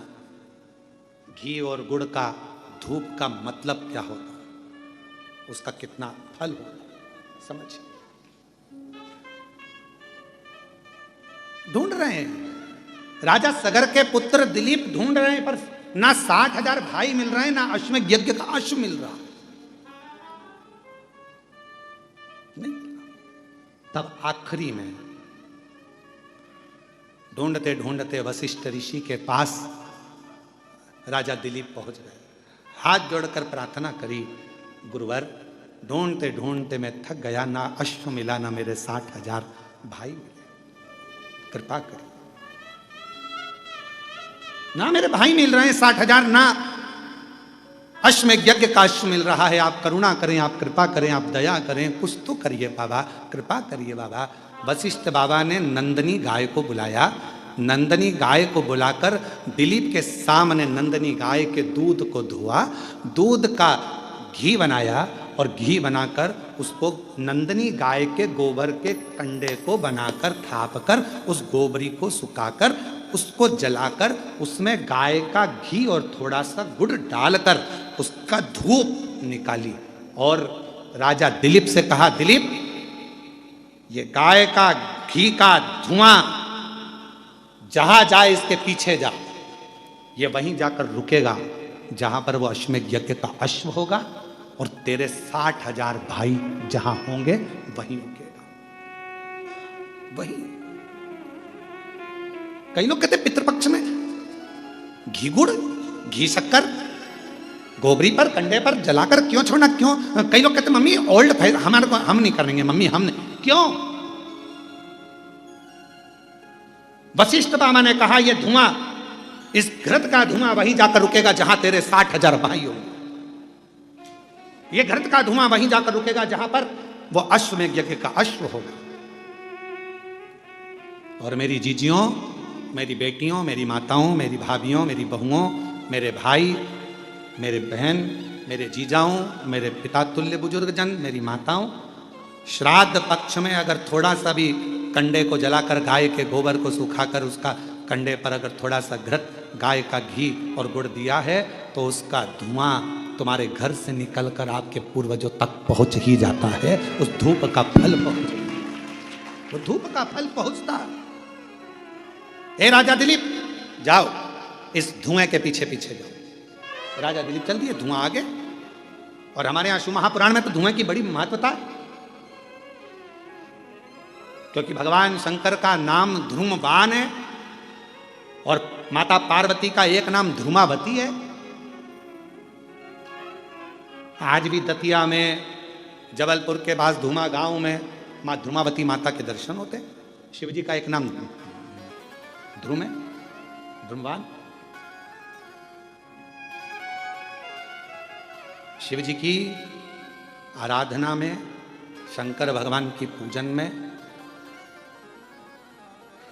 गाय का गोबर, देसी गाय का गोबर सुखाकर कंडा बनाकर गोबरी बनाकर उस पर थोड़ा सा गाय का घी डालकर और गूगल, बाजार में मिलता है गूगल थोड़ा सा डालकर, यदि कोई शंकर जी की आराधना 21 दिन तक उस धुएं को साक्षी बनाकर मूल मंत्र का जाप श्री शिवाय नमस्तुभ्यम के साथ अपने मन की कामना यदि कोई करता है तो ध्रुमेश्वर महादेव और माता ध्रुमावती उसका कल्याण जरूर करती है।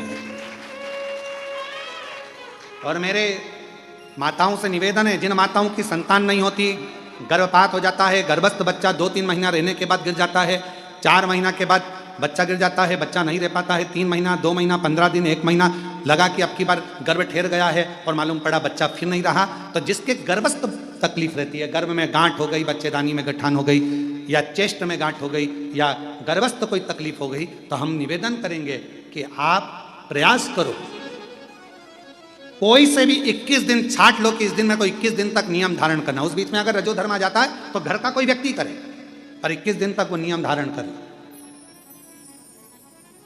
देसी गाय का गोबर का कंडा, गोबरी सूखी हुई, उसको छोटा सा टुकड़ा जला लो, जलाकर उसको एक छोटे से दिया पात्र जो भी हो उस पात्र में रखकर देसी गाय का घी थोड़ा डालकर, गूगल डालकर उस धुएं की लो में एक ज्योति को प्रकट कर कर, अर्थात एक दीपक उसके सामने प्रकट कर कर और श्री शिवाय नमस्तुभ्यम का जाप कहकर पंचाक्षर मंत्र नमः शिवाय, षडाक्षर मंत्र ओम नमः शिवाय या मूल मंत्र अपने गुरु का कोई स्मरण कर कर जब आप उस ध्रुमेश्वर महादेव के सामने ध्रुमावती की साक्षी में कुछ मांगोगे तो वो पूर्ण जरूर करता है,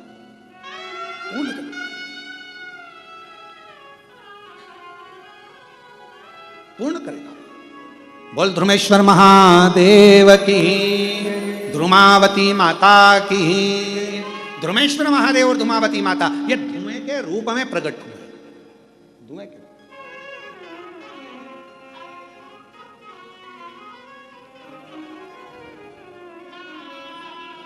कुबेरेश्वर धाम कौन कौन गए, जरा हाथ उठाओ जरा, सब लोग गए हो? संध्या की आरती के दर्शन किए हैं आप लोगों ने? संध्या की आरती के अगर दर्शन करे हो तो वहां पर पहले गूगल की धुनी दी जाती है। शिव जी की आरती जब होती है तो उसमें धुपाड़ा लगाया जाता है, उसमें गूगल छोड़ा जाता है, धूप छोड़ी जाती है, और उस धुएं की साक्षी में प्रथम आरती धूप की मेरे शंकर भगवान की, उसके बाद में फिर दीप आरती। और कहीं कहीं आरती में आपने दर्शन करा होगा कि धूप की आरती के बाद धूपाड़े को रख दिया जाता है, उसके बाद दीप आरती होती है। पर हमारे कुबेरेश्वर धाम में धूप और दीप दोनों आरती साथ में होती है। ध्रुपेश्वर महादेव, धुमेश्वर महादेव की भी, मतलब अर्थात धूप से आरती, और दूसरा ज्योति में ज्योतिर्लिंग होता है इसलिए ज्योति की आरती, ये दोनों एक साथ उतरती है, दोनों साथ चलती है। पर शुरुआत ध्रुमेश्वर से हो जाती है। और शंभु शरणे पड़ी मांगू घड़ी रे, दुख काटो दया करी ने दर्शन आपो। शंभु शरणे पड़ी मांगू घड़ी रे, दुख काटो दया करी दर्शन जो जैसी भावना लाया वो वैसा ही फल पाया, नहीं खाई उसे लौटाया, वो मन ही मन हर्षाया। और कर दिया माला माल काशी वाले ने, लुटा दिया भंडार काशी वाले ने। कर दिया माला माल काशी वाले ने, लुटा दिया भंडार काशी वाले ने। ओ लुटा दिया भंडार काशी वाले ने, लुटा दिया भंडार काशी वाले ने। ओ लुटा दिया भंडार काशी वाले ने, लुटा दिया भंडार काशी वाले ने। ओ कर दिया माला माल काशी वाले ने, लुटा दिया भंडार काशी वाले ने। ओ कर दिया माला माल काशी वाले ने, लुटा दिया भंडार काशी वाले ने।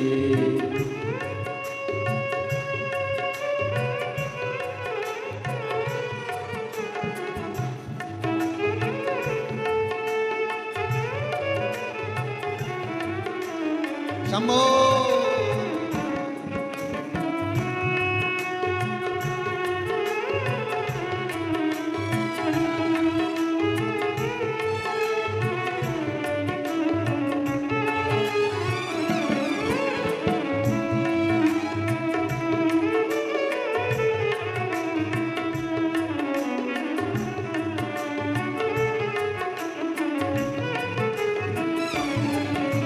बड़े भाव से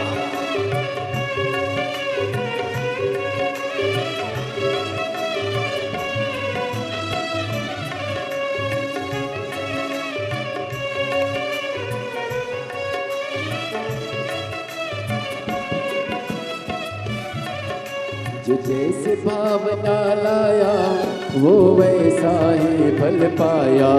जो जैसे भावना लाया वो वैसा ही फल पाया। नहीं खाली उसे लौटाया वो मन ही मन हर्षाया।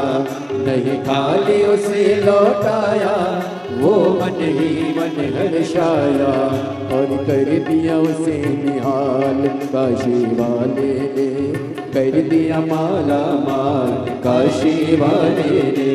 कर दिया उसे निहाल काशी वाले ने। कर दिया माला माल काशी वाले ने। कर दिया माला माल काशी वाले ने। कर दिया माला माल काशी वाले ने। ओ कर दिया माला माल काशी वाले ने कर दिया माला माल काशी वाले ने अरे लुटा दिया भंडार काशी वाले ने कर दिया माला माल काशी वाले ने लुटा दिया भंडार काशी वाले ने कर दिया माला माल काशी वाले ने।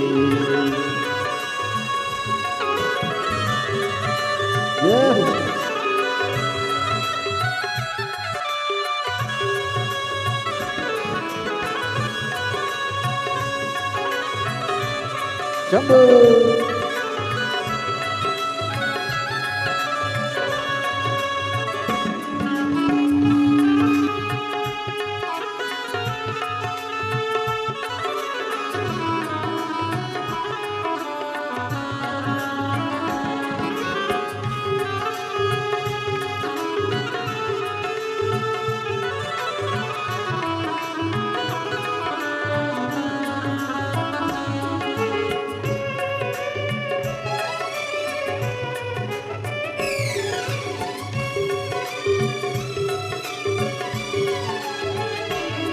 जो लगन लगाया सच्चे है उसकी नाव न अटकी। जो लगन लगाया सच्चे है उसकी नाव न डूबी। जो लगन लगाया सच्ची है उसकी नाव न अटकी। जो लगन लगाया सच्ची है उसकी नाव न अटकी। बेड़ों को पार लगाया नहीं देर करी पल भर की। बेड़ों को पार लगाया नहीं देर करे पल भर की। हो मिटा दिया जंजाल काशी वाले ने कर दिया माला माल काशी वाले ने। मिटा दिया जंजाल काशी वाले ने कर दिया माला माल काशी वाले ने। ओ कर दिया माला माल काशी वाले ने कर दिया माला माल काशी वाले ने। ओ कर दिया माला माल काशी वाले ने कर दिया माला माल काशी वाले ने। अरे लुटा दिया भंडार काशी वाले ने कर दिया माला माल काशी वाले ने। लुटा दिया भंडार काशी वाले ने कर दिया माला माल काशी वाले ने। ओ लुटा दिया भंडार काशी वाले ने कर दिया माला माल काशी वाले ने। लुटा दिया भंडार काशी वाले ने कर दिया माला माल काशी वाले ने। लुटा दिया भंडार काशी वाले ने कर दिया माला माल काशी वाले ने। अपने स्थान पर बैठकर भगवान देवाधिदेव महादेव को अपने मन का भाव बड़े आनंद के साथ प्रार्थना करिए, विनय करिए, निवेदन करिए और भाव से दिल से बाबा को प्रार्थना करो, निवेदन करो, विनय करो, विनती करो। सभी शिव भक्त बड़े प्रेम से भाव से विनय करें, निवेदन करें, प्रार्थना करें, विनती करें, साथ में बोलिए सभी।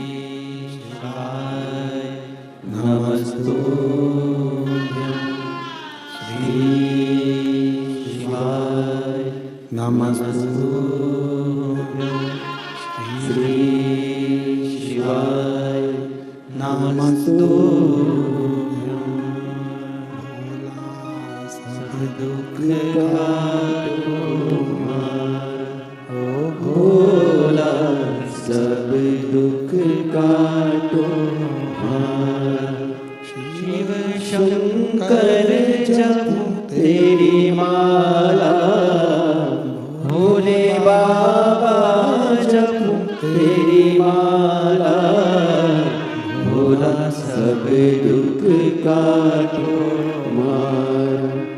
भोला सब दुख काटो हमारा। शिव मंगल मंगलकारी, शिव मंगल मंगलकारी। शमशाने वासी हमारा, शमशाने वासी हमारा। ओ भोला सब दुख काटो हमारा। ओ भोला सब दुख काटो हमारा।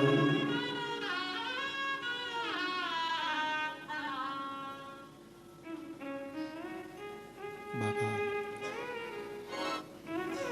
देवादिदेव महादेव भगवान ओगरदानी त्रिकालदर्शी कैलाशी विनाशी भगवान शिव की पवित्र कथा करेंगे। भगवान शंकर का पवित्र चरित्र कर रहा है, शिव महापुराण वर्णन कर रही है।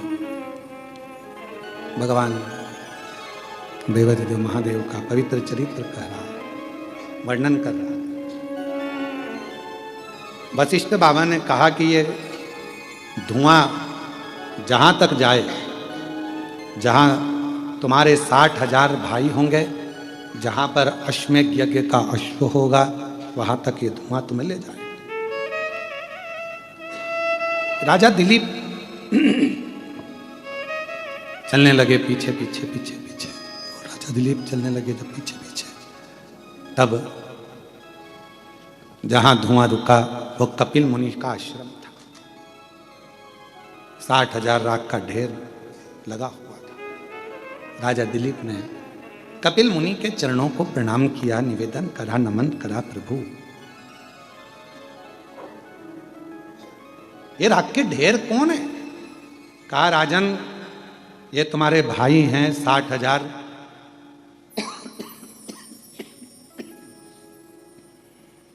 ये यहां अश्वमेध यज्ञ के अश्व को ढूंढने के लिए आए थे और मुझ पर चोरी का इल्जाम लगा रहे थे। ये मैंने अश्व नहीं चुराया, ये तो इंद्र ने चुराकर यहां बांध दिया है। पर तुम यहां आए हो ना राजन, ये घोड़ा ले जाओ, ये अश्व ले जाओ। पर गुरुदेव मेरे ये 60,000 भाई का उद्धार कैसे होगा? इन्होंने तो प्रण लिया था कि जब तक अश्वमेध यज्ञ का अश्व हम नहीं ढूंढ लेते तब तक हम अन्न ग्रहण नहीं करेंगे।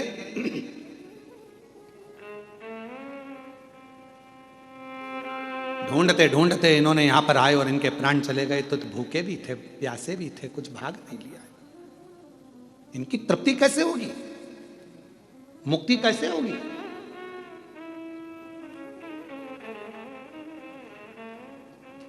जाओ, जब पृथ्वी पर मृत्यु लोक पर गंगा मैया आ जाए तुम लेकर आ जाओ और वो गंगा का जल इनको तार दो। पर गंगा जल नहीं आए जब तक तो इनका मुक्त होना, मोक्ष होना, इनका अन्न भाग, इनका भोजन, इनकी तृप्ति कैसे होगी? कैसे? कपिल मुनि ने कहा ये तो वशिष्ठ बाबा ही बताएंगे, ये तो वशिष्ठ ऋषि ही बताएंगे, मैं नहीं बता सकता। पर इतना जरूर कहता हूं जिस दिन गंगा मैया आएगी ये 60,000 राख के ढेर उस दिन तर जाएंगे, मुक्त हो जाएंगे। दिलीप चले वशिष्ठ बाबा के पास में पहुंचे कि ये जो तुमने गाय का घी छोड़कर, गुड़ छोड़कर जो धुआं दिया था, वो शिवजी ने, वो धुमेश्वर ने हमको मार्ग तो बता दिया धुएं ने, पर मेरे भाई जो 60,000 राख का ढेर बन गए वो भटक रहे होंगे, क्योंकि उन्होंने संकल्प लिया था जब तक अश्व ना ढूंढे तब तक हम कुछ ग्रहण ना करें, भूखे होंगे, प्यासे होंगे। वशिष्ठ ऋषि ने कह दिया तुम चिंता मत करो, ये गौ माता के घृत से जो धुआं निकला है ये वो पितृलोक में जाएगा, जहां तुम्हारे 60,000 नहीं, जितने जितने तुम्हारे सूर्य वंश के भी जितने पूर्व के तुम्हारे पितृ विराजमान हैं उनको ये धुआं ही तृप्ति प्रदान कर देगा और उनको भूख नहीं लगने देगा, और वो वर प्रदान तुम्हारे ऊपर करेंगे, वर देंगे तुम्हें। और मैं आज वचन देता हूं, वशिष्ठ जी कहते हैं मैं वचन देता हूं आज, जिसके घर में आंगन में गाय के गोबरी पर, कंडे पर, गौ माता के ही घृत से जो धुआं प्रकट होगा वो पितरों की तृप्ति देगा, पूर्वजों की तृप्ति देगा। उसके पितर भूखे नहीं रह सकते, उसके पितर भटक नहीं सकते, वो कभी इधर उधर भटकेंगे। कई लोग कहते हैं कि हमारे यहाँ पितृदोष लग गया, पितृदोष लग गया, कोई ने कहा ये दोष लग गया, कोई ने कहा वो दोष लग गया। शिव महापुराण की कथा, राजा भागीरथ का चरित्र, दिलीप का चरित्र, राजा सगर का चरित्र, 60,000 उन पुत्रों का चरित्र वर्णन कर रहा है कि जरा से धूप से दिए हुए जरा सी घी की आहुति से पितरों को तृप्ति मिल जाती। पितरों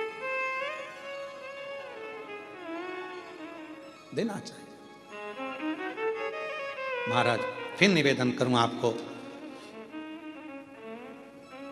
अन्न कितने रात्रि रहता है शरीर में? 5। दूध कितनी रात्रि रहता है? 7 रात्रि शरीर में रहता है। दही कितनी रात्रि शरीर में रहता है? 20 रात्रि दही हमारे शरीर में रहता है। और गौ माता का घी यदि हमारे शरीर में थोड़ा भी पहुंच जाता है तो वो 1 महीने तक निवास करता है। उसी तरह गाय का घी जब गोबरी में छोड़ा जाता है, कंडे में छोड़ा जाता है, अग्नि में छोड़ा जाता है, तो वो वायुमंडल में 1000 वर्ष तक निवास करता है। और वो घृत हमारे जीवन को आनंदित, क्यों यज्ञ क्यों होते हैं? यज्ञ क्यों क्यों कहते हैं? गाय के घी से यज्ञ करो, आहुतियां दो, हवन करो, क्यों कहते? पुण्य, आनंद का कथा कर रही है।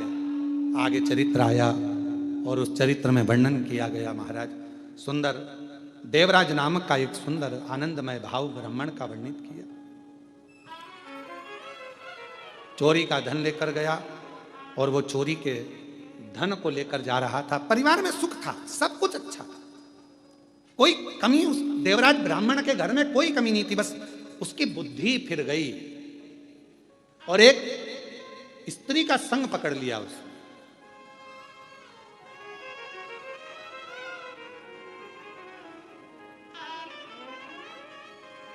अब ये दुनिया के लोग ये पर स्त्री का संग जहां मिल जाता है वहां व्यक्ति है, खुद के बच्चे भूखे हैं और वो पर स्त्री का संग मिला तो उसके बच्चे का पेट भरना। खुद की पत्नी आंख से आंसू ढलका रही, उसकी चिंता नहीं, वो क्यों रोदी बिचारी, बिचारी पर स्त्री का संग।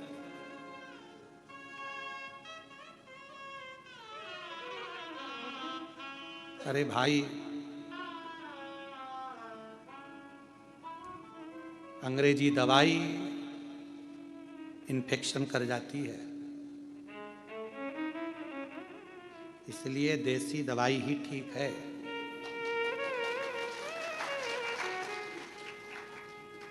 और समझदारों को इशारा ही काफी है दवाई से, इशारा ही काफी है। ध्यान रखो, जैसी जगदम्बा अपने को मिली है वो अच्छी है, दूसरे के नहीं चाहिए। दूसरे का धन और दूसरे घर की नारी पर स्त्री पर धन एक दिन हमारी विनाश का कारण बन जाता। लंकापति रावण का चरित्र कह रहा है। पर स्त्री को स्पर्श, पर स्त्री का लाना, पर स्त्री को अपने लंका में लेकर आना और पूरी लंका का भस्म हो जाना, जल जाना, ये उसी का प्रमाण है। पर नारी पर धन दुख देता, श्रेष्ठता नहीं देखा। देवराज क्या क्या कमी थी? परिवार अच्छा चल रहा था, भोजन अच्छा चल रहा था, घर अच्छा चल रहा था, कुटुंब अच्छा चल रहा था, पर एक स्त्री का संग पकड़ लिया। वो स्त्री ने कह दिया मुझे राजा की रानी जो हार पहनती है वो हार मुझे ला कर दो। उस स्त्री के कहने, पत्नी इतनी दिन से कह रही थी कि गिलकी ला दो, कद्दू ला दो, आलू ला दो, टमाटर ला दो, नहीं लाए, और वो चला वो रानी के गले का हार लेने पहुंच गया।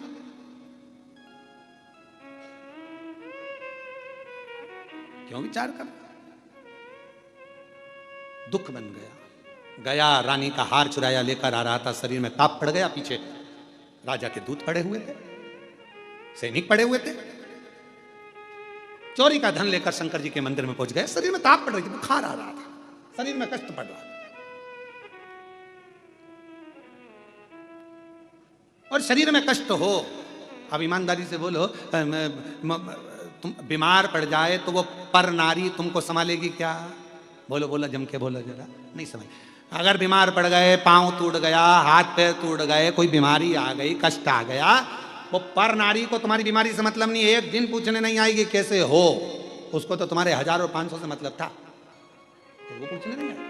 पर घर में जिसको तुमने 10 रुपए भी नहीं दिए, एक साड़ी नहीं दिलाई, तुम्हारे बीमार होने पर, तुम्हारे तकलीफ में होने पर वो नारी तुम्हारे लिए इंतजार करना, तुम्हारे लिए बाट जोना, तुम्हारे लिए भोजन बनाना, तुम्हारे लिए दवाई लाना, तुम्हारे लिए तकलीफ, कितना कितना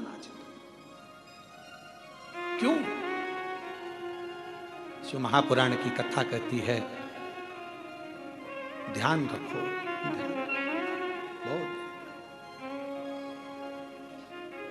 बहुत तकलीफ देगा। अंग्रेजी दवाई खा जरूर लोगे, फिर मालूम पड़े साइड इफेक्ट हो गए, तो क्या हो गया?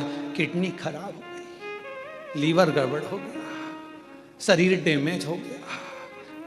पुराने तुमने खूब दवाइयाँ खाई, इससे तो देसी दवाई खा लेती तो थोड़ा साइड इफेक्ट नहीं होता।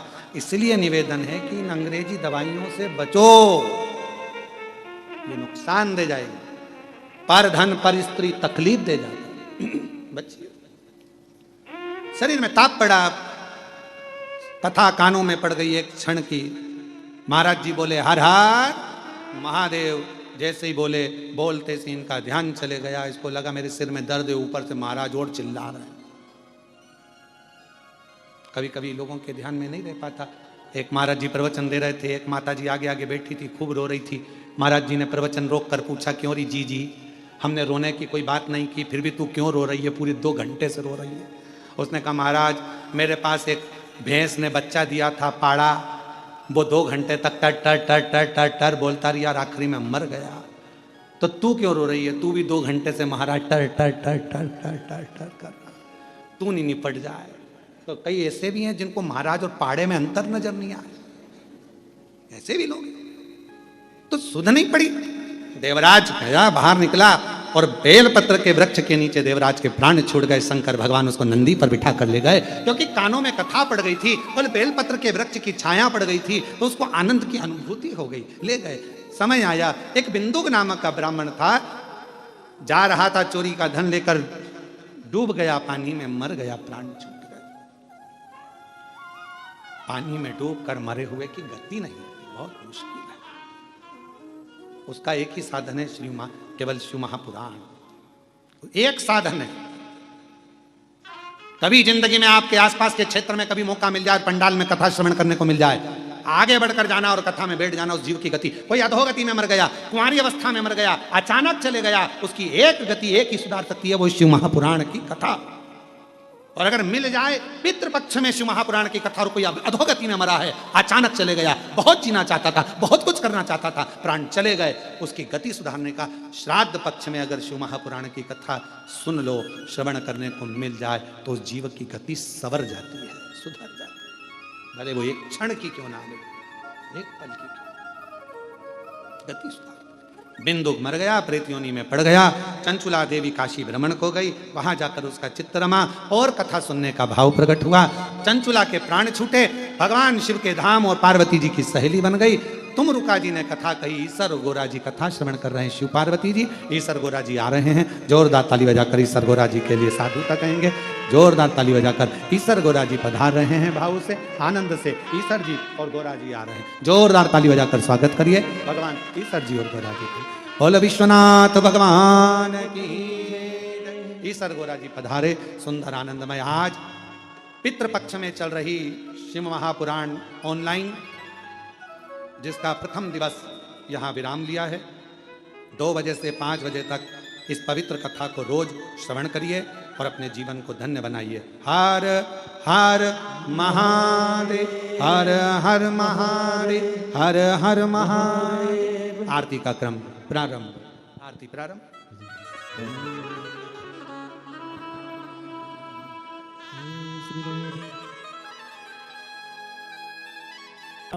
7 दिवसीय श्री शिव महापुराण की अलौकिक दिव्य कथा हम सभी पूज्य गुरुदेव के पावन सानिध्य में श्रवण कर रहे हैं।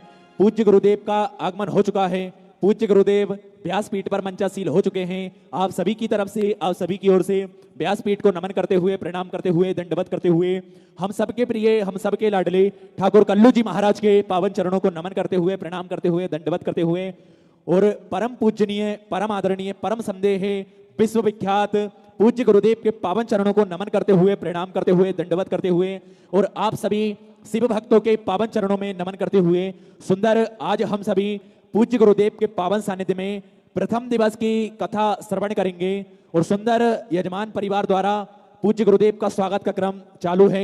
एक बार जोरदार ताली बजाकर यजमान परिवार का स्वागत करें। देखिए, ये हम सभी का सौभाग्य है कि हम सभी को बाबा कृष्णेश्वर महादेव के पावन चरणों में बैठकर सुंदर 7 दिवसीय श्री शिव महापुराण की अलौकिक दिव्य कथा श्रवण करने का सुंदर सौभाग्य प्राप्त हुआ। हम सभी इस कथा का प्रसारण ऑनलाइन अपने घरों से श्रवण कर रहे हैं और देखिए, बाबा भोलेनाथ की कृपा दृष्टि ही हम सभी भक्तों के ऊपर प्राप्त होती है, तो हम सभी को सुंदर कथा श्रवण करने का सुंदर सौभाग्य प्राप्त होता है।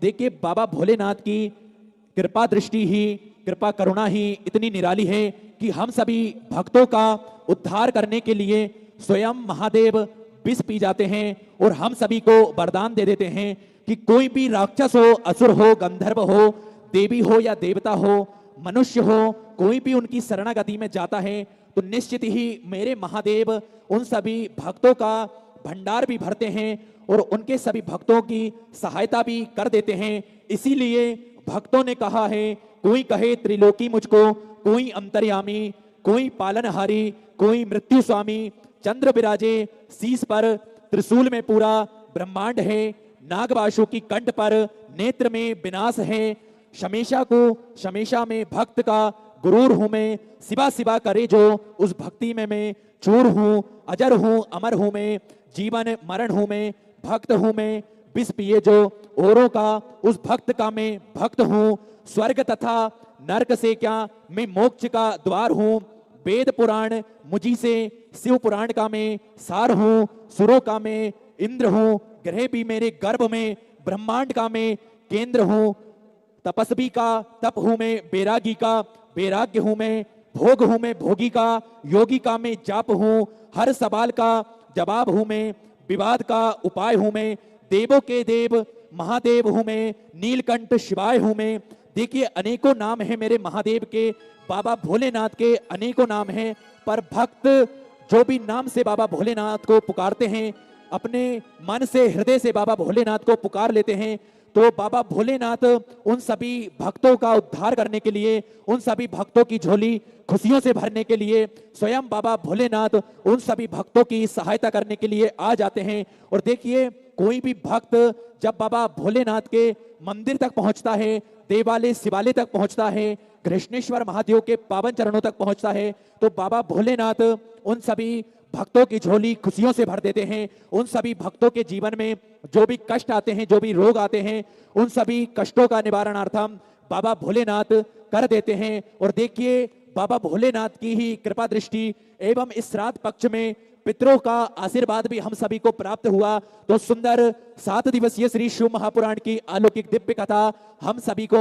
सुंदर श्रवण करने का सौभाग्य प्राप्त हुआ। और देखिए, पूज्य गुरुदेव के पावन सानिध्य में, जो कि कुबेर भंडारी के पावन धाम पर, कुबेर भंडारी के पावन चरणों में, जो कि सेवा की कार्य, सेवा के प्रकल्प नित्य प्रतिदिन सुचारू रूप से चालू रहते हैं।